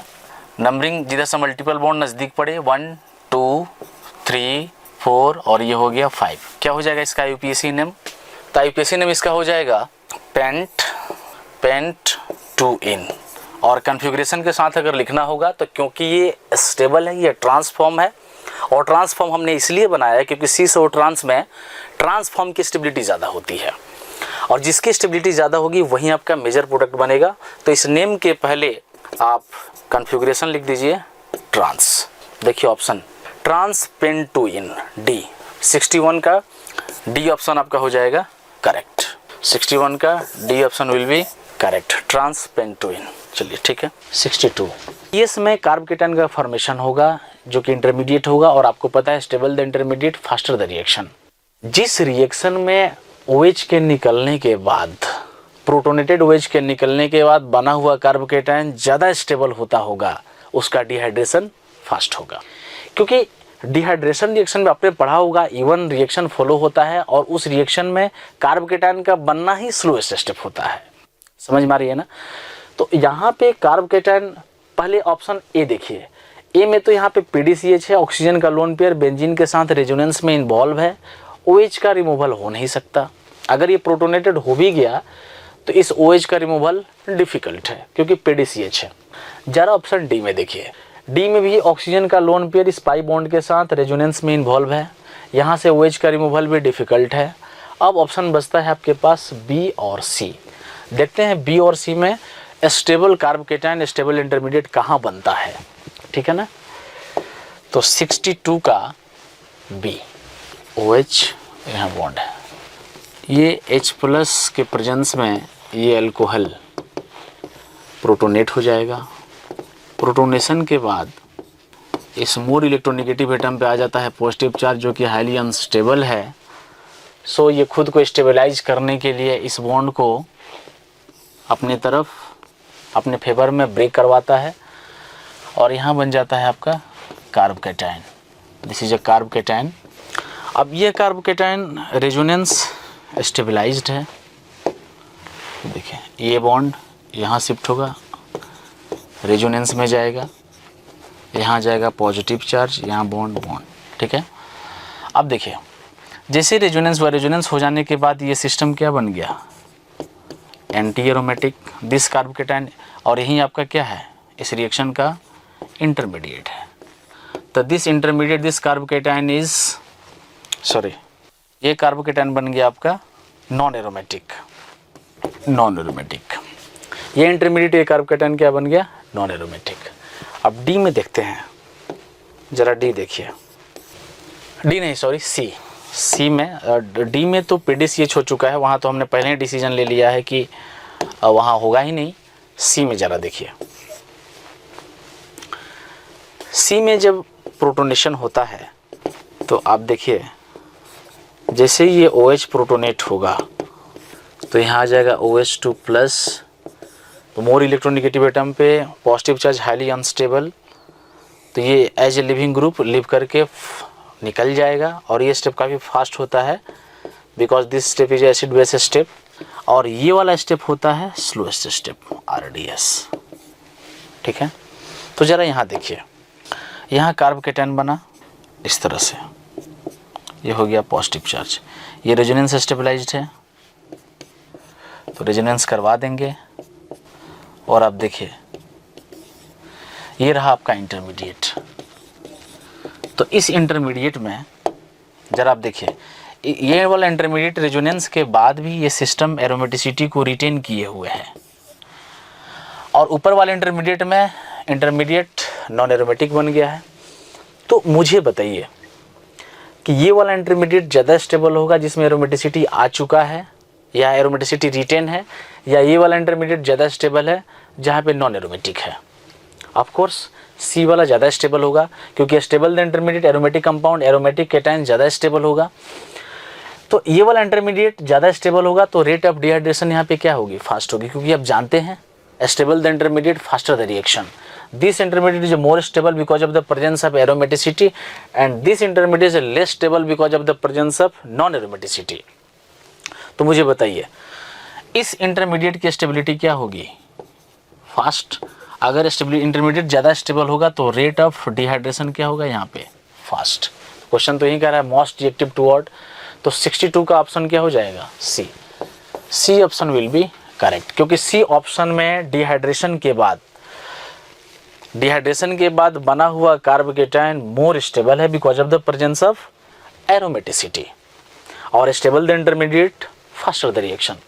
और आप पढ़े भी होंगे rate of dehydration directly proportional to stability of carbocation या स्टेबिलिटी ऑफ इंटरमीडिएट इसमें क्या बनता है, कार्बोकेटाइन।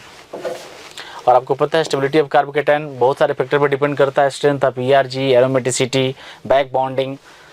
तो इस तरह से 62 का करेक्ट ऑप्शन क्या हो जाएगा, सी। चलिए नेक्स्ट देखते हैं 63।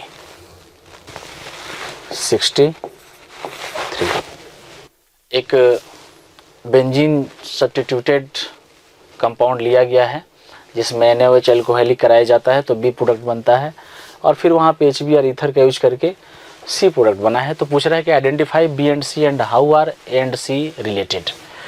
चलिए रिएक्शन को हम लिखते हैं, Br CH2 Br।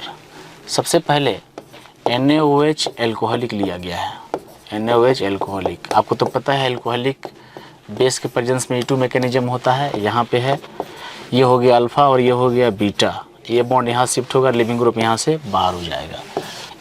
ऐसा नहीं कि इस लिविंग ग्रुप को लीव करवा दीजिए, ये लिविंग ग्रुप लीव नहीं हो सकता है क्योंकि PDCH में इन्वॉल्व है।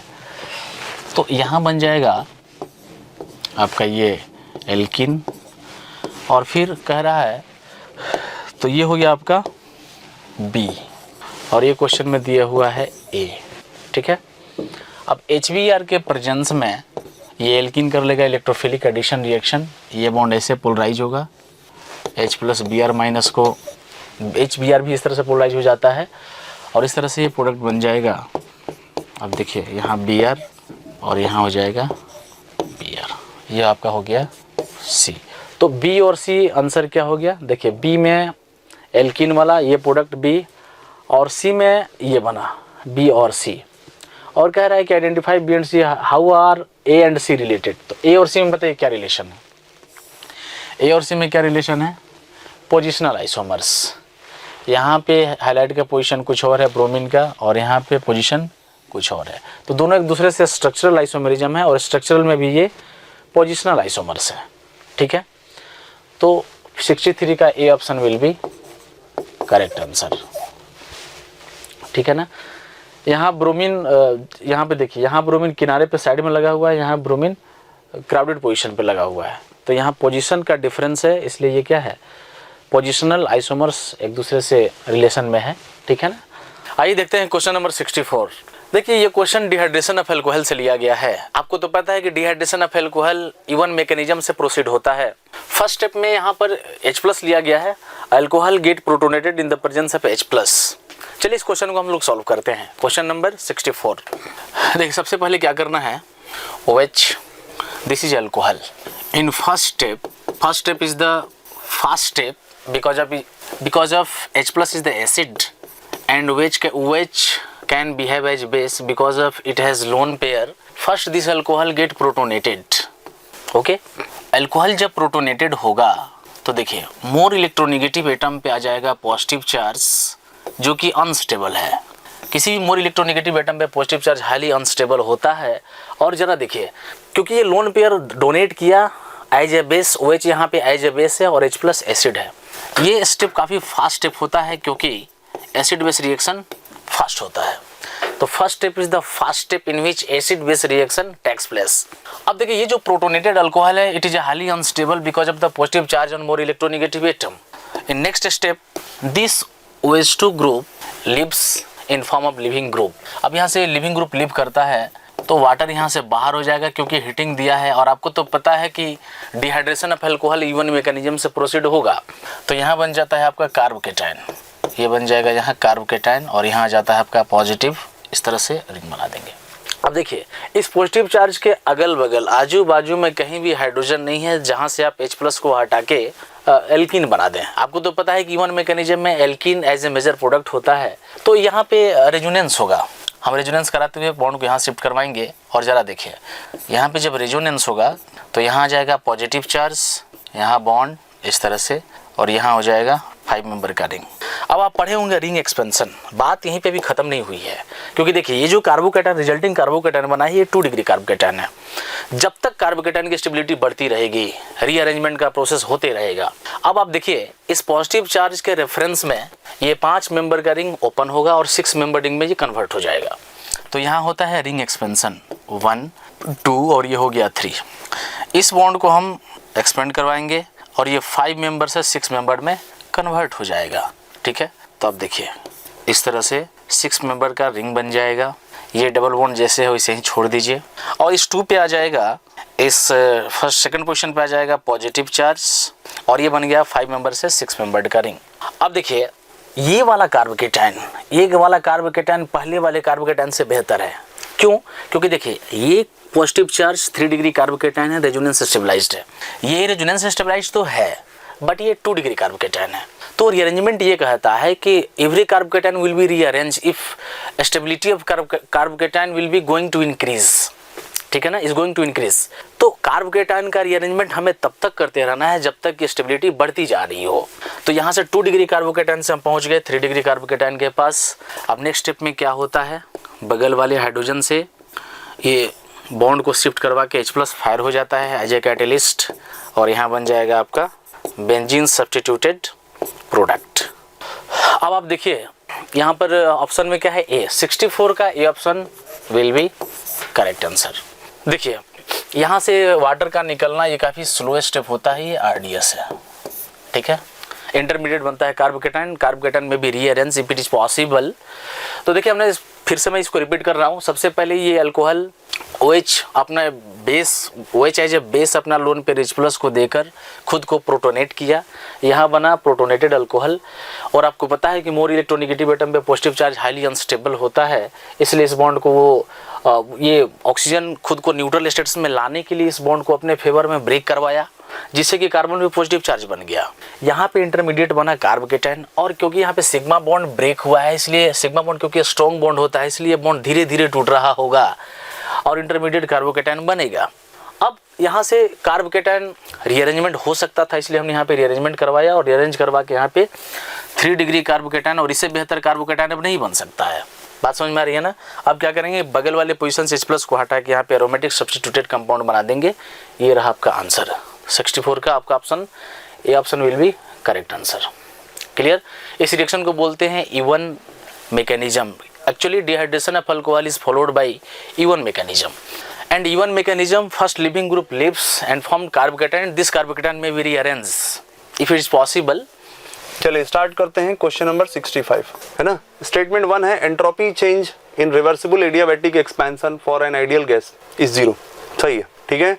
रिवर्सिबल एडियाबैटिक प्रोसेस के लिए ये जो एंट्रोपी चेंज है सिस्टम की बात करेंगे तो 0 होगा बेटा, ठीक है। आपको लग रहा होगा कि सर Q/V से 0 होगा, है ना, Q/T से 0 होगा। Q/T से 0 नहीं होगा, मतलब वो तो खैर वैसे भी हम लोग बोल सकते हैं, ठीक है। वो सराउंडिंग के लिए बात करते हैं। Increase in entropy due to volume increase is just compensate the decrease in entropy due to fall in temperature. तो ये 2 स्टेटमेंट है और इसमें आपसे पूछा है कि स्टेटमेंट क्या करेक्टली एक्सप्लेनेशन कर रहा है, नहीं कर रहा है, गलत है, सही है, ये बताना आपको, ठीक है। तो पहला स्टेटमेंट ये बेटा कि जैसे मान लो डेल्टा सिस्टम का फॉर्मूला आप पढ़ते हैं, डेल्टा सिस्टम का फॉर्मूला क्या पढ़ते हैं, NCV ln T2/T1 plus NR ln V2/V1, ठीक है, ये पढ़ते हो। अब एक्चुअली ऐसा होता है कि ये रिवर्सिबल प्रोसेस है, मान लीजिए तो रिवर्सिबल प्रोसेस है तो T × V⁻⁻1 is equal to constant, ठीक है। तो T2/T1 बराबर V1/V2 के पावर, ठीक है, गामा माइनस 1। तो यहाँ हम लोग n CV की जगह हम लोग क्या लिख सकते हैं बेटा, R अपॉन गामा माइनस 1, और ln T2/T1 की जगह हम लोग लिख देंगे V1/V2 के power gamma minus 1 plus NR, है ना, ln, एक काम करते हैं, है ना, इसमें V2/V1 की जगह क्या रख देते हैं, V1/V2। तो यहाँ पर जब V1/V2 करेंगे तो यहाँ माइनस हो जाएगा, तो NR ln V1/V2, ठीक है। तो ये जो होगा NR into gamma minus 1 upon gamma minus 1 ln V1/V2 minus NR ln V1/V2। तो ये हो जाएगा NR से NR, मतलब ये हमारा गामा माइनस 1 से गामा माइनस 1 कैंसिल, ये पूरा टर्म इससे कैंसिल हो जाएगा, तो आंसर आ जाएगा 0, डेल्टा एस सिस्टम, ठीक है। तो ये एक्चुअली जो है delta S system equal to 0 हो जाएगा, हमारा delta S system equal to 0 हो जाएगा, ठीक है। तो हम लोग ऐसे कह सकते हैं कि डेल्टा एस सिस्टम 0 हुआ क्यों, क्योंकि देखो ऐसा होता है कि ये वाला जो फैक्टर होता है वो change in entropy due to temperature factor, इसको हम लोग टेम्परेचर फैक्टर बोलते हैं, और इसको हम लोग बोलते हैं change in entropy due to volume factor. तो वॉल्यूम फैक्टर जो है, वॉल्यूम फैक्टर की वजह से एंट्रोपी, वॉल्यूम बढ़ाने की वजह से एंट्रोपी क्या होती है, इंक्रीज होती है, और टेम्परेचर बढ़ाने की वजह से, जैसे ही हम लोग वॉल्यूम बढ़ाते हैं बेटा, टेम्परेचर घट जाता है एडियाबैटिक प्रोसेस में, है ना। अगर V2 ग्रेटर देन V1 होगा, देखिए V2 अगर ग्रेटर देन V1 होता है तो डेल्टा V पॉजिटिव होगा, W क्या होगा, निगेटिव होगा, और W निगेटिव होगा तो Q तो 0 ही होता है बेटा। तो according to first law of thermodynamics delta U क्या हो जाएगा, निगेटिव होगा, और अगर डेल्टा U निगेटिव होगा तो टेम्परेचर क्या होगा, डिक्रीज होगा, है ना। इस अगर लैंग्वेज को हम समझ पा रहे हैं कि वॉल्यूम, ये तो आप फिजिक्स में भी पढ़ते हो कि वॉल्यूम बढ़ाने पर क्या होता है, डेल्टा U आपका बढ़ता है, डेल्टा U भी पॉजिटिव होता है, और डेल्टा U पॉजिटिव होता है तो टेम्परेचर घटता है। तो इंक्रीज करने, वॉल्यूम इंक्रीज कर रहे हैं तो एंट्रोपी क्या हो रही है, बढ़ रही है। लेकिन जैसे ही वॉल्यूम इंक्रीज कर दे रहे हैं इसकी वजह से तो एंट्रोपी बढ़ रही है, लेकिन इसकी वजह से एंट्रोपी घट रही है। तो अगर ये वाला जितना इंक्रीज हुआ उतना ही डिक्रीज कर दे तो एंट्रोपी चेंज क्या हो जाएगा, पूरे सिस्टम का 0 हो जाएगा। तो इसका मतलब ये बोला जा रहा है the entropy change in reversible adiabatic process of an ideal gas is 0, ठीक है। रिवर्सिबल के लिए हमने ये गामा माइनस 1 वाला लगाया, इरिवर्सिबल के लिए नहीं लगा सकते, इरिवर्सिबल के लिए ग्रेटर देन 0 आता है, ये रिवर्सिबल के लिए ही एप्लीकेबल है ये फॉर्मूला, ठीक है। तो अगर ये रिवर्सिबल के लिए हमने लगाया तो जितना वॉल्यूम इंक्रीज हुआ उतना ही टेम्परेचर डिक्रीज हुआ, तो ये एक दूसरे को कंपनसेट करके 0 हो गया। तो वही सेकंड स्टेटमेंट बोला है, increase in entropy due to volume increase, इसकी वजह से जो बढ़ा है ना, just compensate the decrease in entropy due to fall in temperature, इसकी वजह से जो घटा तो वो उसको बराबर कर दिए, इस वजह से क्या होगा, एंट्रोपी चेंज 0 होगा। तो पहला ऑप्शन भी, पहला स्टेटमेंट भी सही है, दूसरा स्टेटमेंट भी सही है, ठीक है, और दूसरा स्टेटमेंट पहले स्टेटमेंट को जस्टिफाई कर रहा है, ठीक है। तो इसका मतलब both statement are correct and statement 2 is correct explanation of statement 1, यानी ऑप्शन हमारा A हमारा सही हो जाएगा, ठीक है। चलिए स्टार्ट करते हैं क्वेश्चन नंबर 67, ठीक है। कह रहा है for the reaction to be non spontaneous T delta S, non spontaneous के लिए क्या होना चाहिए, डेल्टा G जो है क्या होना चाहिए, ग्रेटर देन 0 होना चाहिए। तो delta H minus T delta S greater than 0 होना चाहिए, तो delta H greater than T delta S होना चाहिए, ठीक है। Delta H greater than T delta S होना चाहिए, ठीक है। तो पहला ऑप्शन सही है, delta H greater than T delta S, ठीक है। T डेल्टा S बराबर 0 होने से कुछ फायदा नहीं होगा, बराबर हो नहीं सकता, बड़ा होना चाहिए, ठीक है। T डेल्टा S बड़ा नहीं होना चाहिए, लेकिन अगर इसमें T डेल्टा S अगर कम है डेल्टा H से तो हमारा मतलब ये पॉजिटिव है तभी हो पाएगा, ठीक है। ये हमारा पॉजिटिव है और ये भी पॉजिटिव है, ठीक है। तो ये हमारा दोनों क्या है, पॉजिटिव है, तब ऐसा करने पर डेल्टा G पॉजिटिव हो पाएगा, ठीक है। या फिर आप ऐसे भी सोच लो डेल्टा G बराबर delta H minus T delta S, ठीक है। तो अगर ये पॉजिटिव है बेटा तो ये भी मतलब ये भी पॉजिटिव है, सवाल में मान लो दिया है, तो ये ज़्यादा पॉजिटिव है, ये T डेल्टा S जो है ओवरऑल क्या आएगा, पॉजिटिव आएगा। तो ये माइनस कर रहे हैं हम लोग, तो ज़्यादा पॉजिटिव माइनस कम पॉजिटिव क्या आएगा, पॉजिटिव, ठीक है। तो पॉजिटिव होगा तभी नॉन स्पॉन्टेनियस होगा, यानी कि ऑप्शन हमारा A सही हो जाएगा, ठीक है। वेरी गुड, बहुत अच्छे बच्चे, आप लोगों का बढ़िया पेपर हुआ होगा, उम्मीद मैं ऐसा करता हूँ। लास्ट टाइम वाला दर्द आपका थोड़ा कम हुआ होगा, है ना। चलिए बेटा स्टार्ट करते हैं क्वेश्चन नंबर 69, ठीक है। If 1 mole of an ideal gas at constant temperature changes its pressure from 5 atm to 2 atm, जी हाँ प्रेशर घट रहा है, volume increases from 4 litre to 10 litre, then enthalpy change will be. Wow, कितना बढ़िया question है। इसमें प्रेशर घटा दिया है, वॉल्यूम बढ़ा दिया है, उसके बाद कह रहा टेम्परेचर कांस्टेंट है। जी हाँ दोस्तों, टेम्परेचर कांस्टेंट है, ठीक है, टेम्परेचर कांस्टेंट है तो डेल्टा टी 0 हो जाएगा, और जैसे ही डेल्टा टी 0 होगा वैसे डेल्टा एच भी 0 हो जाएगा। आप निकालते रहो, कोई फ़ायदा नहीं होगा, कोई फार्मूला नहीं लगा सकते। ठीक है, डेल्टा एच 0 हो जाएगा, ऑप्शन सी हो जाएगा। चलिए स्टार्ट करते हैं क्वेश्चन नंबर 70। क्वेश्चन नंबर 70 क्या बोला है?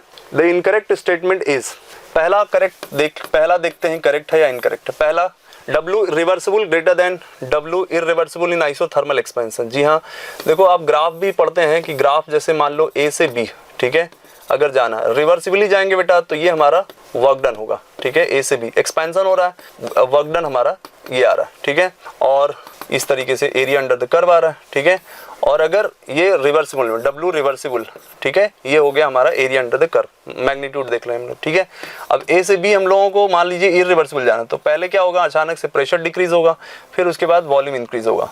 ठीक है, तो ये हमारा V1 था, यहाँ V2 था, ये भी V1 ये भी V2, तो ये आएगा एरिया अंडर द कर्व। ठीक है, तो पहला ऑप्शन हमारा सही हो जाएगा। ठीक है, मतलब करेक्ट स्टेटमेंट करेक्ट है।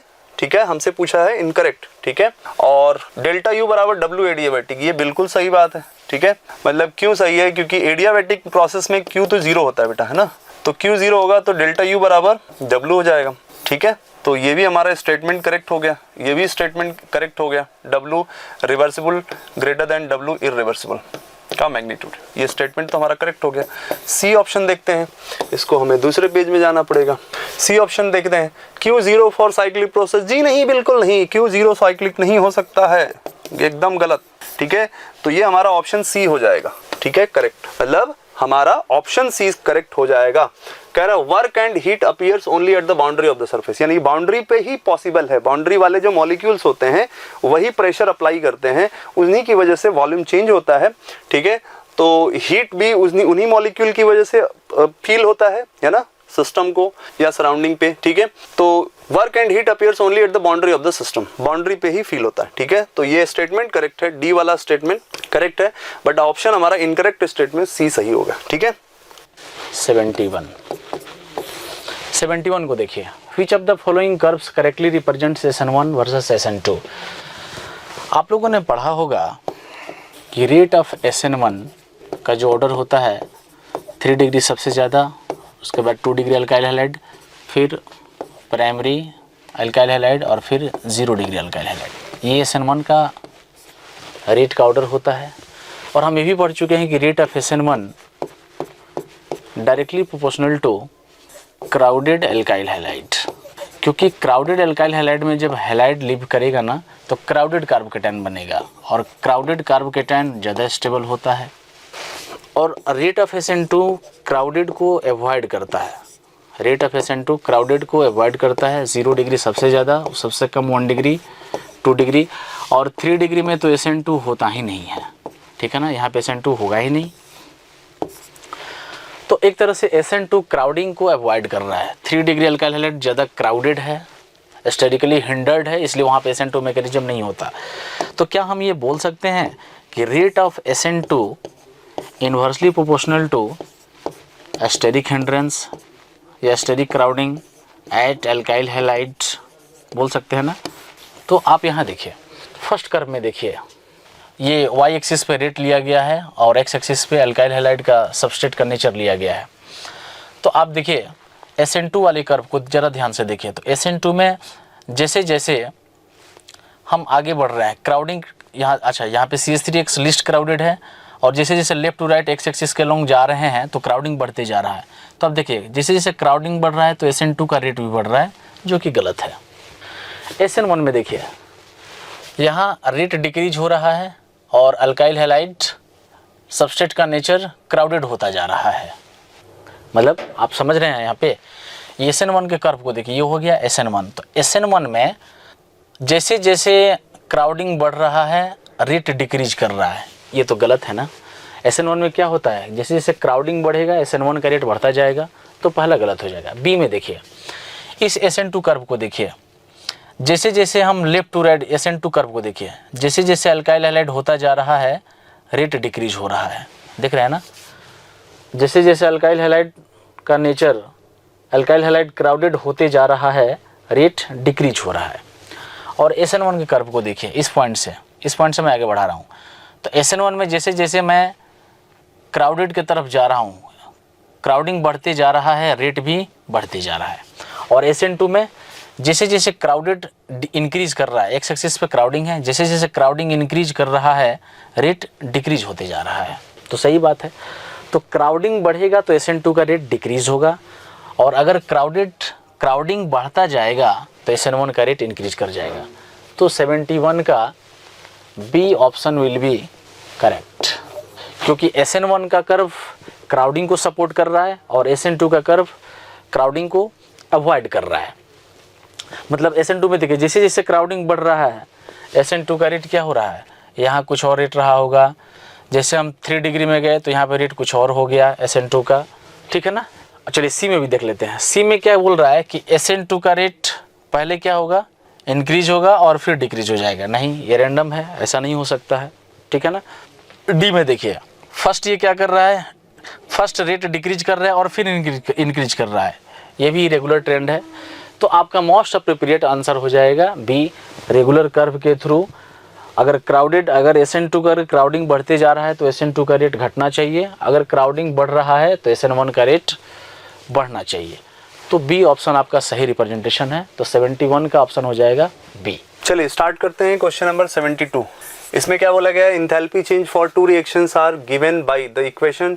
ये हमारा इक्वेशन दिया हुआ है ना, ये गिवन इक्वेशन है। तो हम लोग सबसे पहले गिवन इक्वेशन लिख लेंगे। गिवन इक्वेशन क्या है, 2 moles of chromium solid plus 3/2 O2 gas is equal to Cr2O3 solid, ठीक है। इसका डेल्टा H दिया हुआ है -1130 किलो जूल, ठीक है।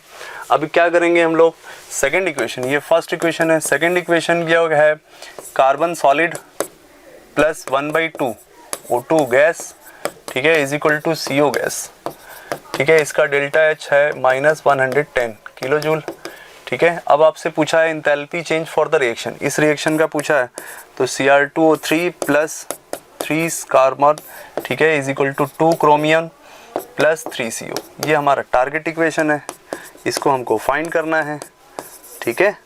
और ये हमारा गिवन इक्वेशन है। अब क्या करेंगे कि गिवन इक्वेशन से टारगेट इक्वेशन कैसे फाइंड करेंगे, तो टारगेट इक्वेशन फाइंड करने के लिए आपको क्या करना पड़ेगा, यहाँ पे लेफ्ट हैंड साइड में Cr2O3 चाहिए, यानी कि इसको हमको उल्टा करना पड़ेगा, ठीक है। या फिर आप पहली बात तो यहाँ पर 3 मोल कार्बन चाहिए, तो इसको 3 से मल्टीप्लाई कर दीजिए, तो 3 हो जाएगा, तो ये हो जाएगा 3/2, यहाँ हो जाएगा 3 CO, ठीक है। तो डेल्टा H में भी 3 से मल्टीप्लाई करेंगे तो ये हो जाएगा -110 हो जाएगा, ठीक है, किलो जूल, सॉरी -330 हो जाएगा किलो जूल, ठीक है। अब आप क्या करो कि 2 में से 1 को माइनस कर दो, 2 - 1 कर दीजिए, तो 2 - 1 करेंगे तो ये माइनस, ये माइनस, ये माइनस, तो बेटा 3/2 - 3/2 कैंसिल हो जाएगा, ठीक है। और 3 mole carbon left hand side में बचेगा, ये जा करके 2 मोल क्रोमियम राइट हैंड साइड में हो जाएगा प्लस, और ये जो होगा CO जो है प्लस में आएगा राइट हैंड साइड में, सही है, और -Cr2O3 इधर आ जाएगा प्लस में, यानी जो जो चेंजेस किए हैं वही चेंजेस। इसका डेल्टा H कितना जाएगा इस फाइनल रिएक्शन का, माइनस ये करोगे आप तो ये हो जाएगा -330 माइनस ऑफ -1130, ठीक है। उल्टा करने की ज़रूरत नहीं है, माइनस कर दीजिए, ठीक है।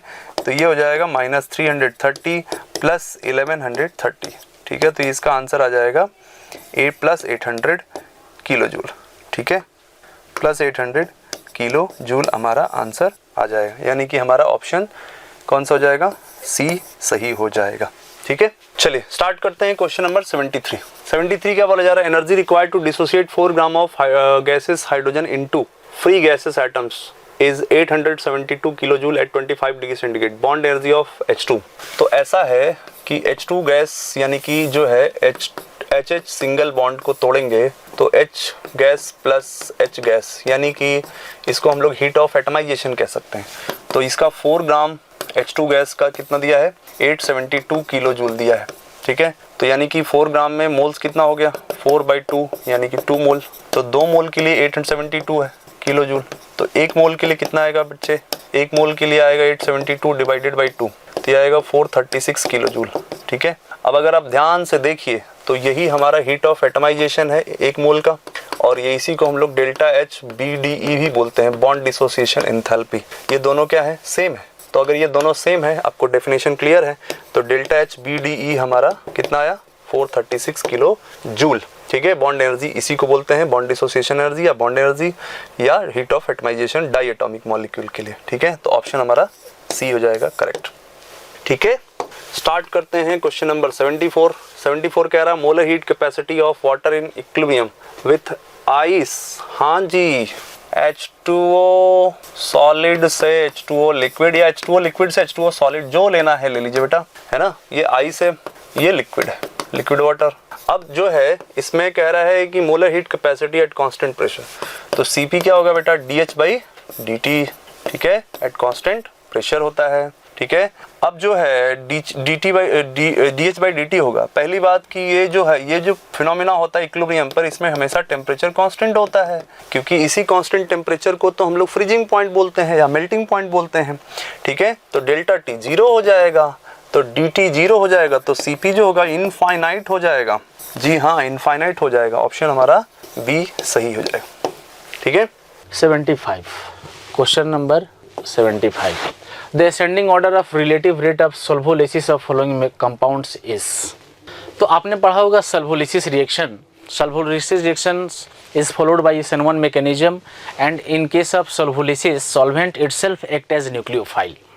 और आपको पता है कि पोलर प्रोटिक सॉल्वेंट जितने भी होते हैं सब वीक न्यूक्लियोफाइल हैं, और इन the presence of weak nucleophile SN1 mechanism happens. तो यहाँ पे सल्फोलिसिस रिएक्शन SN1 को प्रोसीड करता है, और आपको पता है rate of SN1 directly proportional to stability of carbocation. तो आप क्या करें कि लिविंग ग्रुप को लीव करवा के कार्बोकेटाइन बनाएं और उस कार्बोकेटाइन की स्टेबिलिटी देख लें। और आपको तो पता है यहाँ पे ये जो सल्फोलिसिस है, सल्फोलिसिस हाइड्रोलिसिस, ये फॉलो होता है SN1 मैकेनिज्म से। क्लियर। और आपको पता है rate of SN1 directly proportional to stability of carbocation या stability of intermediate after removal of leaving group. अब देखिए जरा ऑप्शन को देखिए P। अगर मैं लिविंग ग्रुप को हटाऊं तो यहाँ पे 3 डिग्री कार्बोकेटाइन बनेगा। Q में देखिए, अगर मैं इस लिविंग ग्रुप को लीव करवाऊं तो यहाँ पे रेजोनेंस स्टेबलाइज्ड 2 डिग्री कार्बोकेटाइन बनेगा। अगर Br एज लिविंग ग्रुप बाहर हो जाए तो इस कार्बन पे आएगा पॉजिटिव चार्ज 2 डिग्री कार्बोकेटाइन बनेगा, जो कि रेजोनेंस स्टेबलाइज्ड भी होगा। R में देखिए, जब ये leaving group Br as leave करके बाहर हो जाएगा तो इस कार्बन पे आएगा पॉजिटिव चार्ज, और ये पॉजिटिव चार्ज दोनों तरफ रेजोनेंस स्टेबलाइज्ड है, तो यहाँ पे एक्सटेंट ऑफ रेजोनेंस ज़्यादा है। और S में लिविंग ग्रुप को लीव करवाई तो यहाँ पे 2 डिग्री कार्बोकेटाइन बनेगा। तो आपको पता है R में, ऑप्शन R देखिए, R में जब लिविंग ग्रुप लीव करके जाएगा तो बना हुआ कार्बोकेटाइन दोनों रिंग के थ्रू फिनाइल का रेजोनेंस उसे उस कार्बोकेटाइन को सपोर्ट करेगा, उसे स्टेबलाइज करेगा। तो सबसे ज़्यादा फास्ट रेट होगा R का। उसके बाद देखिए Q में, जब ये लिविंग ग्रुप लीव कर जाएगा तो यहाँ कार्बोकेटाइन बनेगा और ये भी रेजो स्टेबल है, बट R में ज़्यादा एक्सटेंट ऑफ रेजोनेंस ज़्यादा है क्योंकि दो फिनाइल का रेजोनेंस उसे मिल रहा है। तो R के बाद Q और P। S में देखिए, P में 3 डिग्री कार्बोकेटाइन बनेगा और यहाँ S में बनेगा आपका 2 डिग्री। तो उसके बाद हो जाएगा P और सबसे लास्ट में चला जाएगा S। तो आप देखिए SpQR, ऑप्शन B 75 का B option will be correct. Start करते हैं क्वेश्चन नंबर 76। ठीक है, डेल्टा H CH बॉन्ड की वैल्यू दिया हुआ है 300 किलो जूल, ठीक है, पर मोल। ये हमारा कार्बन हाइड्रोजन के बॉन्ड एनर्जी दिया हुआ है। ठीक है, और फिर डेल्टा H एटमाइजेशन दिया हुआ है कार्बन सॉलिड का, ये दिया हुआ है 500 किलो जूल। ठीक है, डेल्टा H हाइड्रोजन का बॉन्ड एनर्जी दिया हुआ है 200 किलो जूल। तो पूछ रहा है heat of formation of CH4, ये डेटा दिया हुआ है हमको। ठीक है, अब हमको क्या करना है, heat of formation of CH4 बनाना। ठीक है, मतलब CH4 का हीट ऑफ फॉर्मेशन कैलकुलेट करना। ठीक है, तो डेल्टा H क्या होगा, फॉर्मेशन हमको निकालना है। तो ये C सॉलिड होना चाहिए स्टैंडर्ड स्टेट में, और 4 हाइड्रोजन है तो 2H2 गैस होना चाहिए।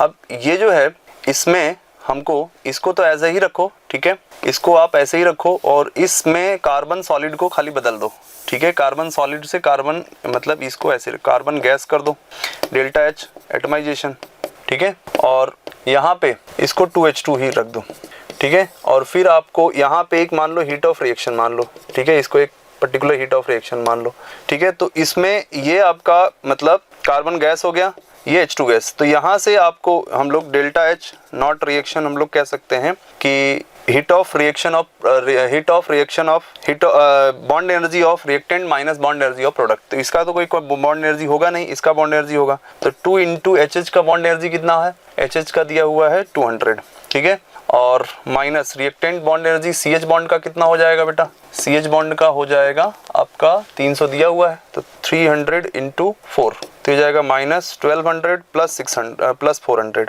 तो ये जाएगा माइनस 800 किलो जूल, तो इसकी वैल्यू माइनस 800 हो जाएगी किलो जूल। अब जो है, अब ये वाला जो रिएक्शन, ये वाला जो प्रोसेस है हीट ऑफ एटमाइजेशन प्लस आपको, ठीक है, ये वाला मतलब दिस प्लस दिस बराबर दिस, ठीक है, तो हम लोग नेक्स्ट पेज में देखते हैं कि heat of atomization plus heat of reaction जो बॉन्ड एनर्जी वाले से हम लोग कर रहे थे delta H of reaction is equal to delta H formation. तो हीट ऑफ एटमाइजेशन कितना है, हीट ऑफ एटमाइजेशन है 500 किलो जूल, ठीक है, माइनस ये हो जाएगा 800 दिया हुआ है, अभी हमने सॉल्व किया, ठीक है, ये हमने सॉल्व किया माइनस 800, ठीक है, विद द हेल्प ऑफ क्या माइनस 800 किलो जूल बराबर डेल्टा एच नॉट एफ हमको निकालना है, ठीक है, तो ये आएगा हमारा माइनस 300 किलो जूल, ठीक है, हमारा आंसर हो जाएगा। अब कुछ लोगों को लग रहा होगा कि सर ये कार्बन सॉलिड से ही हम लोग क्यों नहीं निकाल सकते हैं, बॉन्ड डिसोसिएशन एंथैल्पी वाला जो ये आया है हम लोग यहीं से डायरेक्ट क्यों नहीं लगा सकते, कि नहीं लगा सकते बेटा, क्योंकि ये this must be in gases phase, ये सारे गैसेस फेज में होना चाहिए, अगर ये गैस है, ये भी गैस है, ये भी गैस है, तब आप bond energy of reactant minus bond energy of product लगा सकते हैं, ठीक है, तब पॉसिबल है, ठीक है, इसमें पॉसिबल नहीं है, तो हमारा आंसर हो जाएगा बी।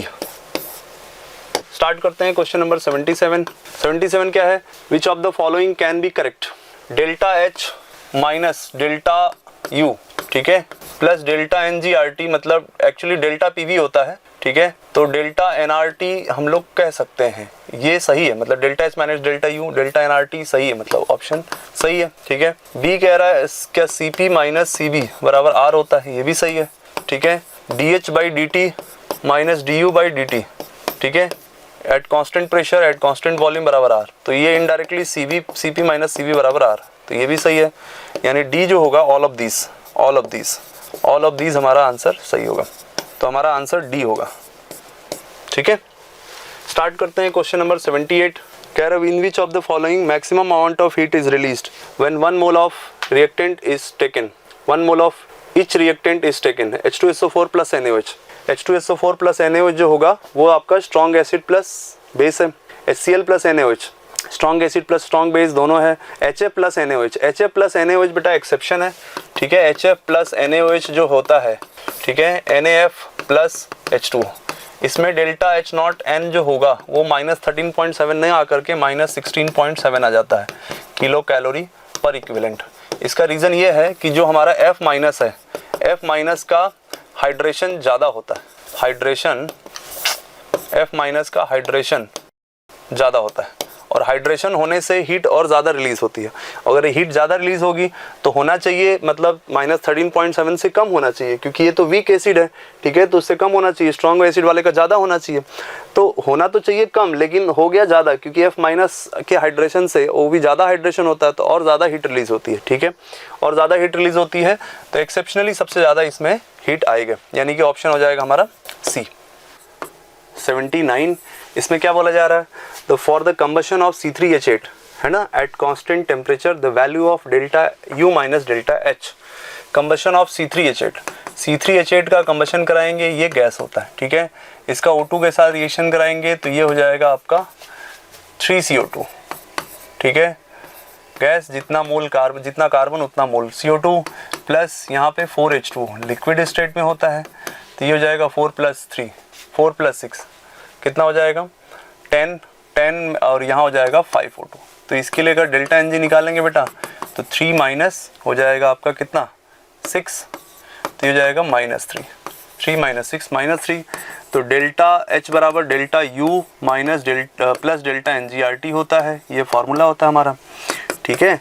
तो delta U minus delta H अगर हम लोग करेंगे, delta U minus delta H, ये हमसे सवाल में पूछा है ना। Delta H minus delta U नहीं, delta U minus delta H, तो ये हो जाएगा minus delta NGRT, minus delta NGRT, तो ये हो जाएगा माइनस, ऑलरेडी हमारा यहाँ पे इसकी वैल्यू -3 हो जाएगा, तो माइनस ऑफ -3RT, तो आंसर हो जाएगा प्लस ऑफ 3RT, ठीक है।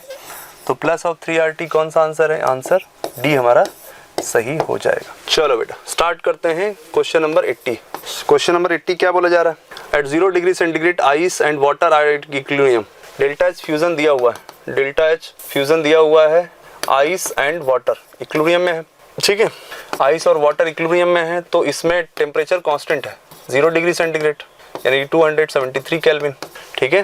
तो करेक्ट फॉलोइंग, देखो बेटा डेल्टा S आप तो है, डेल्टा S तो 0 नहीं हो सकता, डेल्टा S तो 0 नहीं हो सकता, क्यों, क्योंकि डेल्टा S फ्यूजन का निकाल रहे हैं, तो delta H fusion divided by T मतलब हमको क्वेश्चन में दिया हुआ है 273, और delta S fusion 6 kilo joule दिया है, तो वहाँ से ये 0 तो नहीं हो सकता, ठीक है।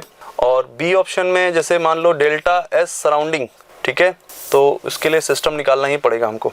डेल्टा S मतलब ये एक तरीके का सिस्टम हो गया, तो ये हो जाएगा 6000 डिवाइडेड बाई 273, तो ये आ जाएगा हमारा अप्रॉक्सीमेटली 21.98, ठीक है, जूल पर केल्विन। तो अगर ये प्रोसेस रिवर्सिबल है तो डेल्टा S सिस्टम बराबर माइनस डेल्टा S सराउंडिंग, तो डेल्टा S सराउंडिंग क्या हो जाएगा, माइनस 21.98 किलो जूल, या sorry joule per kelvin, joule per mole into kelvin जो भी है, ठीक है। तो ये हमारा सही है, बट डेल्टा S 0 नहीं होगा तो ऑप्शन ए हमारा गलत हो जाएगा, ठीक है। डेल्टा G जो है वो 0 हो जाएगा, ठीक है।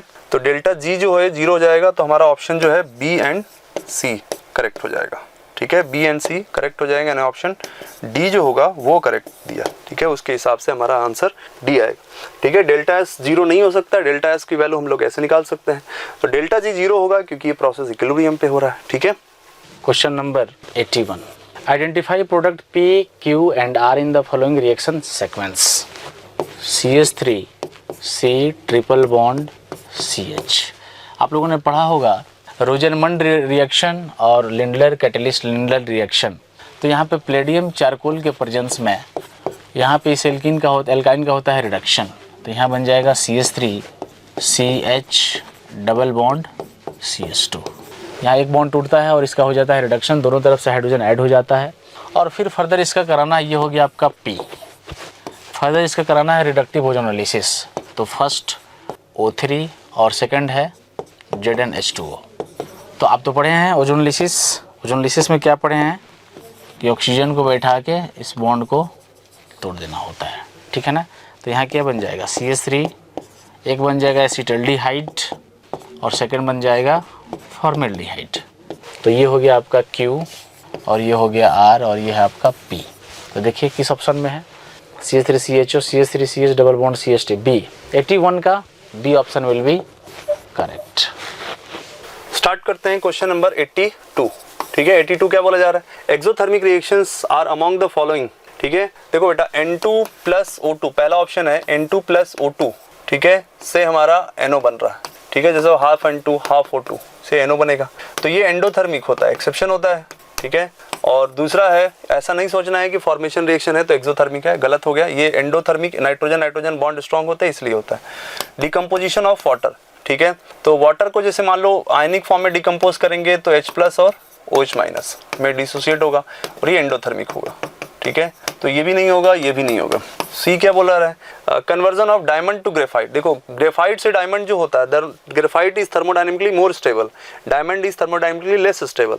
तो ग्रेफाइट से डायमंड अगर हम लोग जाएंगे तो पॉजिटिव होगा डेल्टा H, लेकिन यहाँ पर पूछ रहा है डायमंड से ग्रेफाइट, तो सी डायमंड, ठीक है, से सी ग्रेफाइट, सी डायमंड से सी ग्रेफाइट जब हम लोग जाएंगे तो इसका डेल्टा H जो है उल्टा हो जाएगा, तो ये निगेटिव हो जाएगा, तो ऑप्शन हमारा सी सही हो जाएगा। डी एक बार चेक कर लेते हैं, dehydrogenation of ethane, dehydrogenation of ethane to ethene, dehydrogenation, dehydro मतलब यहाँ से निकालना है, तो हाइड्रोजनेशन क्या होता है, हमेशा हाइड्रोजनेशन क्या होगा, निगेटिव एक्सोथर्मिक होता है, लेकिन डिहाइड्रोजनेशन क्या होगा, मतलब डिहाइड्रोजनेशन यानी हाइड्रोजनेशन का उल्टा हाइड्रोजनेशन, ये क्या हो जाएगा, पॉजिटिव हो जाएगा, तो ये तो एंडोथर्मिक हो गया, हमसे एक्सोथर्मिक पूछा है, तो ऑप्शन सी हो जाएगा हमारा सही, ठीक है।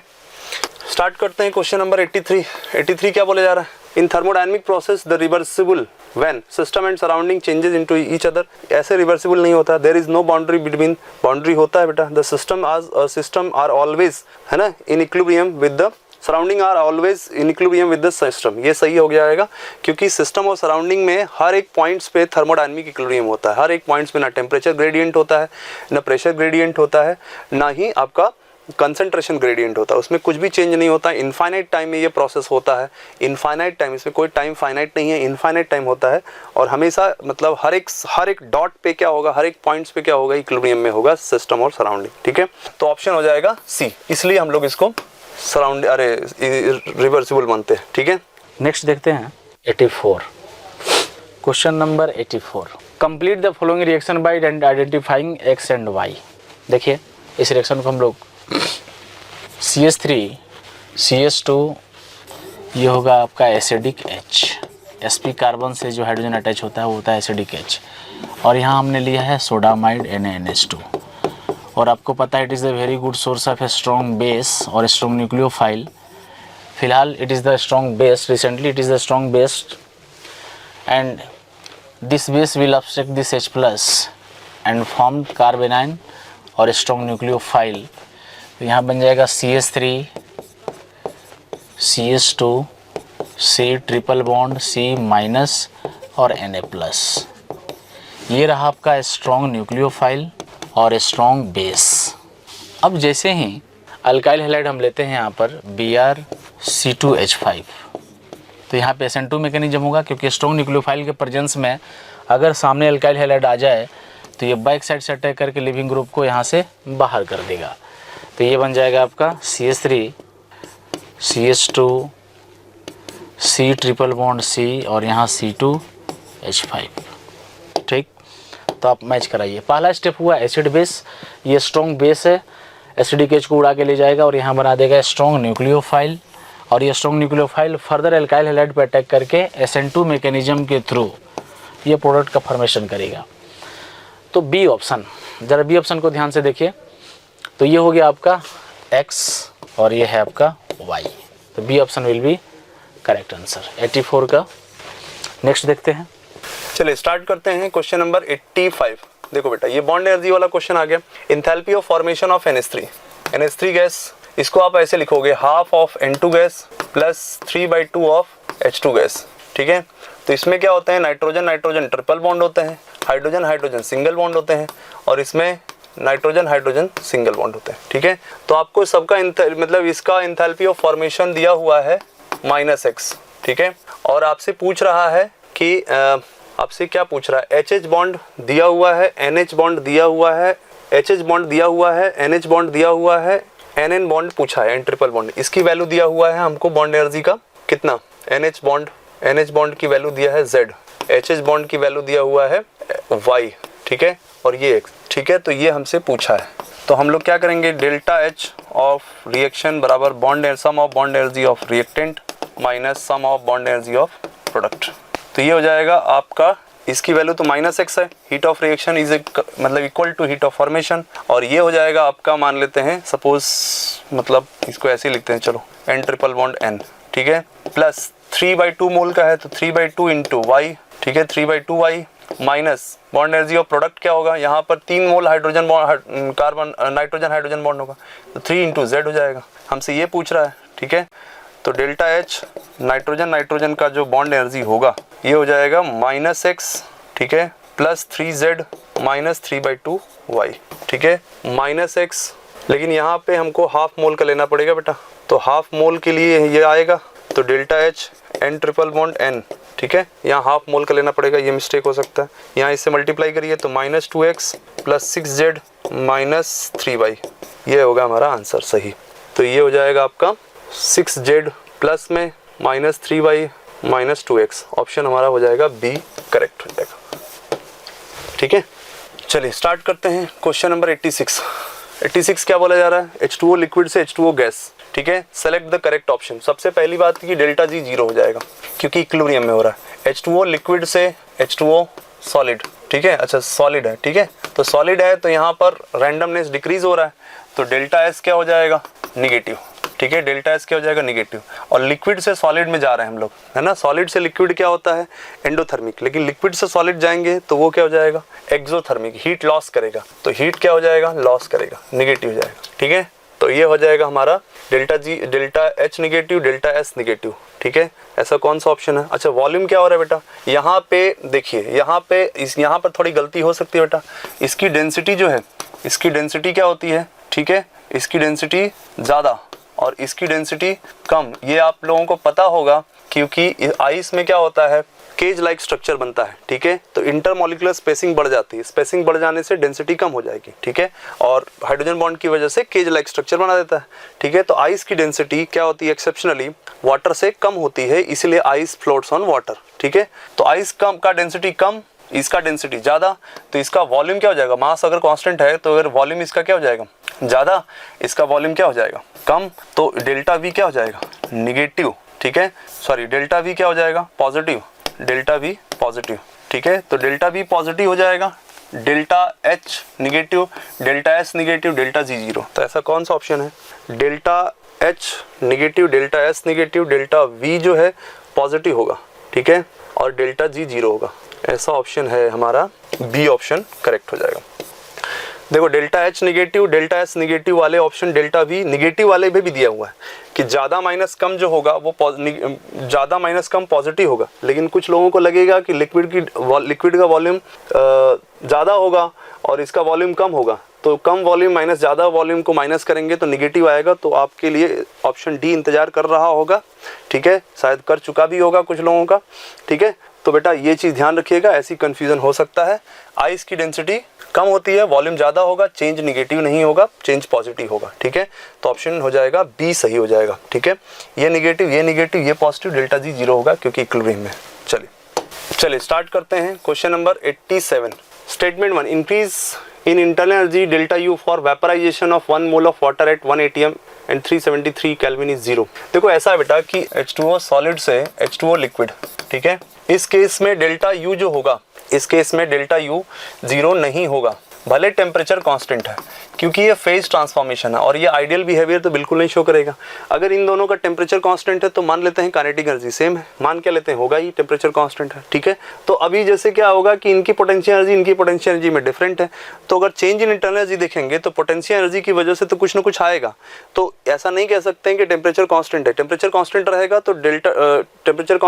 तो डेल्टा के काइनेटिक एनर्जी में चेंज 0 हो जाएगा, लेकिन पोटेंशियल एनर्जी में चेंज आएगा क्योंकि ये रियल प्रोसेस है, फेज ट्रांसफॉर्मेशन है। फेज ट्रांसफॉर्मेशन में even at constant temperature delta U not equal to 0। ठीक है, चलिए तो उसके बाद ये तो फर्स्ट स्टेटमेंट हो गया। सेकंड स्टेटमेंट क्या बोला जा रहा है बच्चे, for all isothermal process delta U बराबर 0, ये गलत हो गया, यही वाला प्रोसेस के लिए तो 0 नहीं होगा।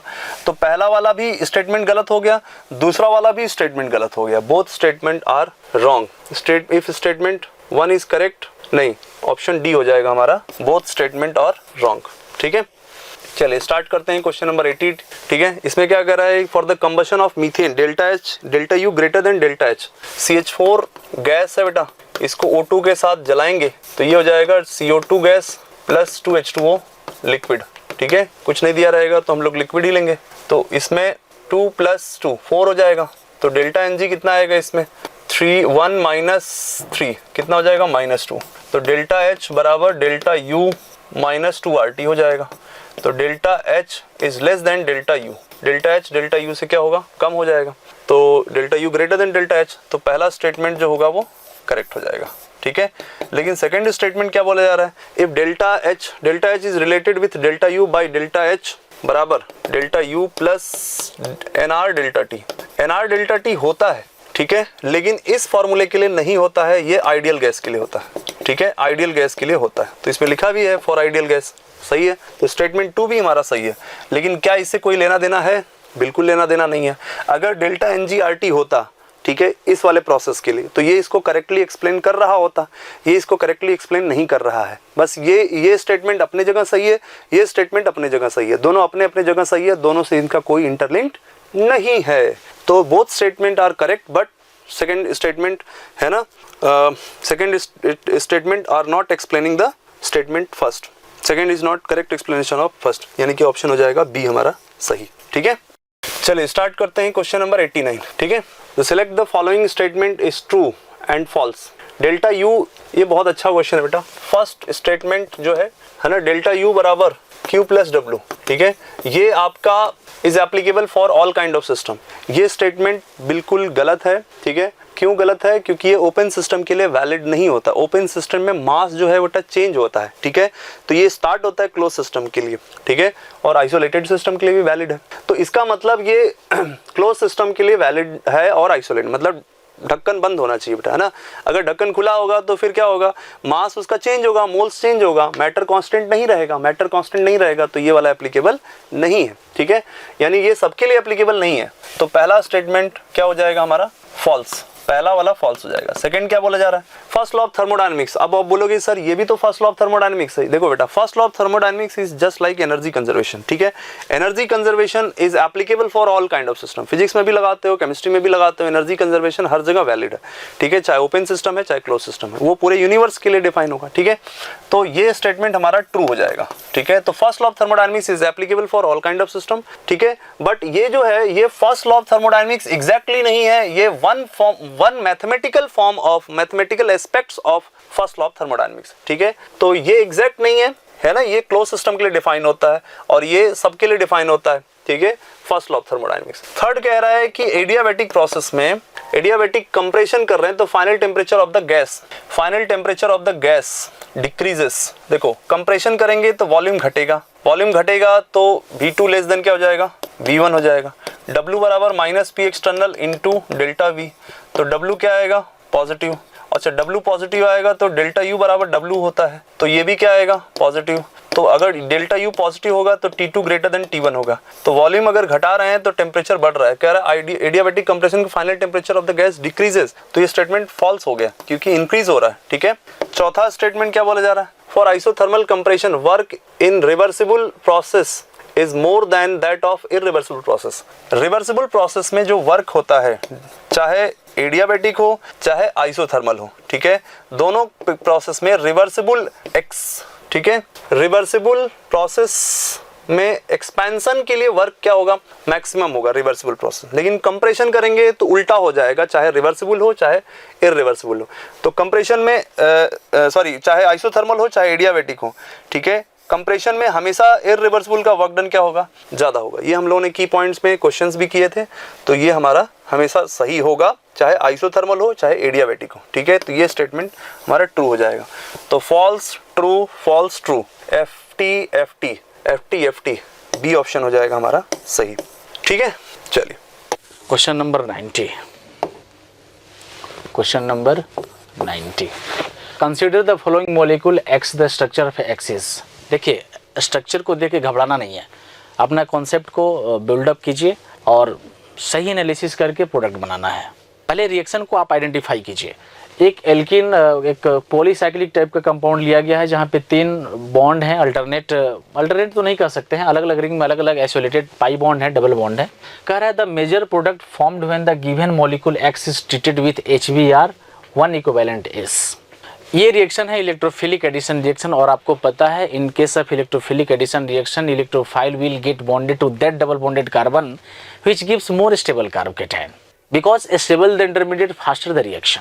इलेक्ट्रोफाइल H+ उस डबल बॉन्ड पे आना चाहेगा जहां आने से स्टेबल कार्बोकेटायन बनता हो। तो आपको सिंपली पाई बॉन्ड को तोड़कर इलेक्ट्रोफाइल को बुला के और कार्बोकेटायन बनाकर देख लेना है। जो कार्बोकेटायन ज़्यादा स्टेबल होगा, इलेक्ट्रोफाइल उसी डबल बॉन्ड पे आना प्रीफर करेगा, ठीक है ना।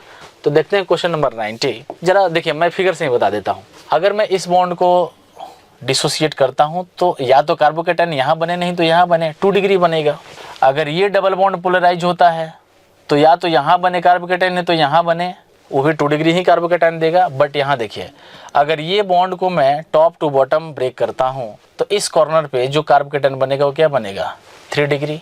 लेकिन ऊपर वाले डबल बॉन्ड में 2 डिग्री बन रहे हैं। तो बताइए कौन सा बॉन्ड टूटना चाहेगा, वही बॉन्ड टूटता है, वही बॉन्ड डबल बॉन्ड पोलराइज होता है, या उसी डबल बॉन्ड पे इलेक्ट्रोफाइल आना चाहता है जहाँ पर कार्बोकेटायन ज़्यादा स्टेबल होता हो, ठीक है ना।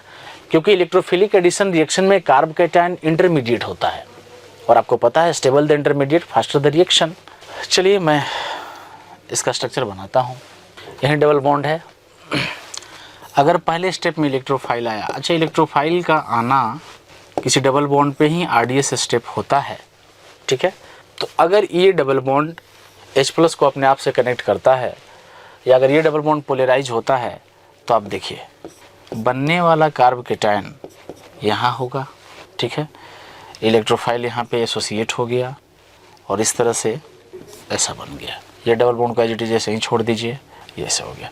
तो आप यहाँ देखिए ये जो इंटरमीडिएट बना carb cation, this is A intermediate, this is a carb cation, this intermediate is a 3 degree, ये 3 डिग्री कार्ब केटायन है और क्योंकि इसकी स्टेबिलिटी ज़्यादा है इसलिए इलेक्ट्रोफाइल इस डबल बॉन्ड पे आना चाहेगा।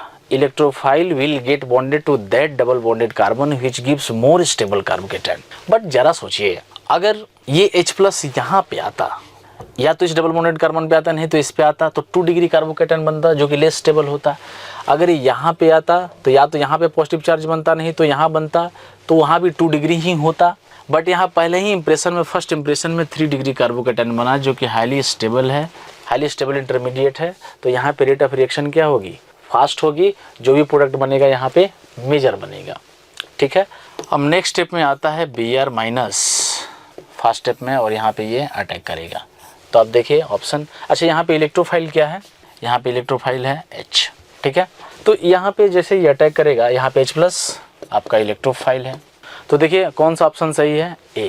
तो 90 का A option will be correct, ठीक है ना। तो इलेक्ट्रोफाइल को उस डबल बॉन्ड पे बुलाना है जहाँ पे स्टेबल कार्बोकेटायन बनता होगा, क्योंकि इंटरमीडिएट स्टेबल कार्बोकेटायन और इंटरमीडिएट की स्टेबिलिटी मैटर कर जाती है।